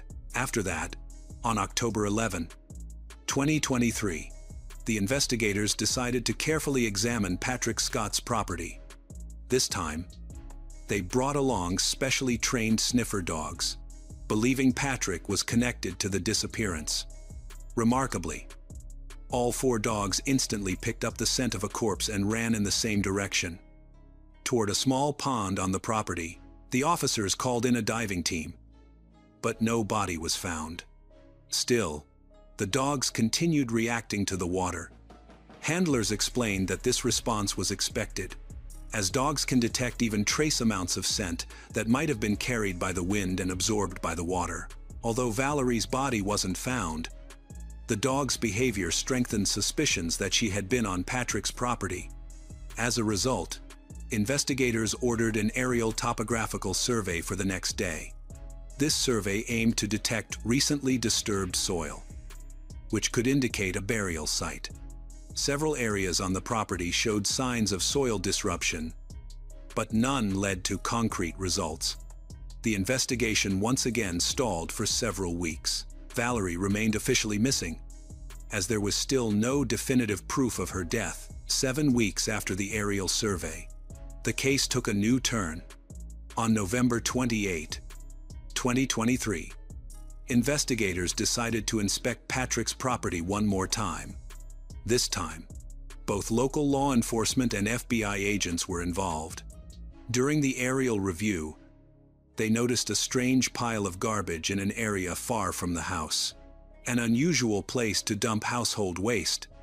Investigators suspected the pile could be concealing something. Using specialized equipment, they detected shallow cavities under the mound. When the site was excavated, a wooden box emitting a strong odor was uncovered. Inside, they found the body of a girl wrapped in black plastic. Due to decomposition, her identity was initially uncertain, but investigators noticed her bright orange nail polish, matching the color Valerie had posted about on social media the day before she disappeared. The body was later confirmed to be Valerie Tyndall. Patrick Scott, 59, was arrested and charged with her kidnapping and murder. After his arrest, Patrick resisted but was eventually subdued. During interrogation, he confessed. He said he had met Valerie on June 7 at an apartment complex in Shelbyville, having lured her there with a promise of lunch at a restaurant in Indianapolis. Around 1:00 p.m., he brought her to his home. Less than 30 minutes earlier, her phone had gone inactive. Patrick admitted to abusing Valerie and using his belt in the attack, a belt he reportedly continued to wear until his arrest. Afterward, he returned home and tried to delete app data and digital activity from his phone. However, he overlooked the Apple Health app, which retained crucial movement and time records that later supported the investigation. Patrick claimed that Valerie tried to blackmail him into buying her a new car, threatening to tell everyone that he had seduced her if he refused. This led to an argument that escalated into a fight, during which Patrick attacked her in a moment of rage. He insisted the killing was not intentional and blamed it on losing control. The incident took place in Patrick's bedroom. Upon realizing he had killed Valerie, Patrick took her body to the home office, a place other family members never visited. The body remained there for nearly a day, wrapped only in plastic wrap. On June 8, Patrick bought boards from a hardware store to build a makeshift box to bury the body. He stated that there was already a hole on his property, and he planned to fill it with cement. The size of the hole was perfect for Valerie's grave. When questioned, he could not explain how the hole had appeared, raising suspicions that the killing was premeditated and the hole had been dug in advance. Patrick later claimed he had planned to use it to dispose of old video cassettes. Investigators doubted this explanation. Why would anyone bury tapes instead of simply throwing them away? A new police report later revealed more about the case. It stated that Patrick invited Valerie to his home intending to seduce her. When she refused, he became enraged, killed her, and then buried her in the homemade wooden box. Investigators also determined what happened to Valerie's car. Witnesses saw Patrick driving it on June 7. To hide his involvement, he drove the car to a nearby suburb, removed the license plates, abandoned it near a housing development, and threw the keys into a river. The car was eventually found, but the keys were not, and Patrick later claimed he couldn't remember where he had thrown them. In early 2024, Patrick began denying any relationship with Valerie beyond friendship and work. But the evidence contradicted him. They had spent a lot of time together, shopping, eating in cafes, and even visiting a water park. As shown by photographs, Valerie's mother remembered her daughter asking for permission for that trip. believing Patrick was there with his family. Patrick's wife had also noticed his growing interest in Valerie but assumed it stemmed from his fondness for children and Valerie's friendship with their granddaughter. Nobody imagined that this seemingly kind man had inappropriate feelings for a 17-year-old girl. However, the investigation proved that Patrick had feelings for Valerie. What bothered the police most was his indifference, completely cold when talking about his crime and the young girl he had murdered. However, some people blamed Valerie's parents, arguing that her mother had ignored warning signs and trusted Patrick too much. Until the case was solved, no one realized how deceitful he truly was. Valerie's mother believed her daughter only worked for him. He was seen as a close family friend. Valerie had worked for Patrick for over 2 years, during which he gained her and her family's complete trust. She was also close to his granddaughter, which gave him further access to her. At a recent press conference, Valerie's family spoke about the trauma they endured and how Patrick's behavior changed once the search for Valerie began. He became withdrawn, avoiding her family and displaying hostility towards them. Whenever her mother tried to speak to him during the 5-month investigation, he would quickly flee into the house. During the investigation, it was discovered that a few weeks after Valerie's disappearance, witnesses saw Patrick burning various items in his backyard. He had built a large fire and had even torn down a shed to get wood for fuel. This behavior seemed suspicious, and investigators suspected he was destroying additional evidence. Patrick refused to comment on the matter. On December 14, a funeral service for 17-year-old Valerie was held at the Christian church in Arlington. Nearly the entire congregation attended. The entire community still couldn't believe that in their close-knit neighborhood, there could be such a cruel person capable of taking the life of a young girl. Patrick's trial for kidnapping and murder was scheduled for April 2024. Because he confessed to his crime, the trial was conducted under a simplified procedure, sparing Valerie's family from having to endure further pain by reliving the entire incident. Patrick maintained his confession, yet it was believed he might not fully grasp the severity of his crime. He went on to claim that Valerie had tried to blackmail him into buying her a new car. Ultimately, Patrick Scott accepted a plea deal, admitting guilt to murder, kidnapping, and evidence tampering. Under the agreement, he was sentenced to 57 years in prison. Valerie Tyndall's family was satisfied with the sentence, as given Patrick's age, he will likely spend the rest of his life in jail.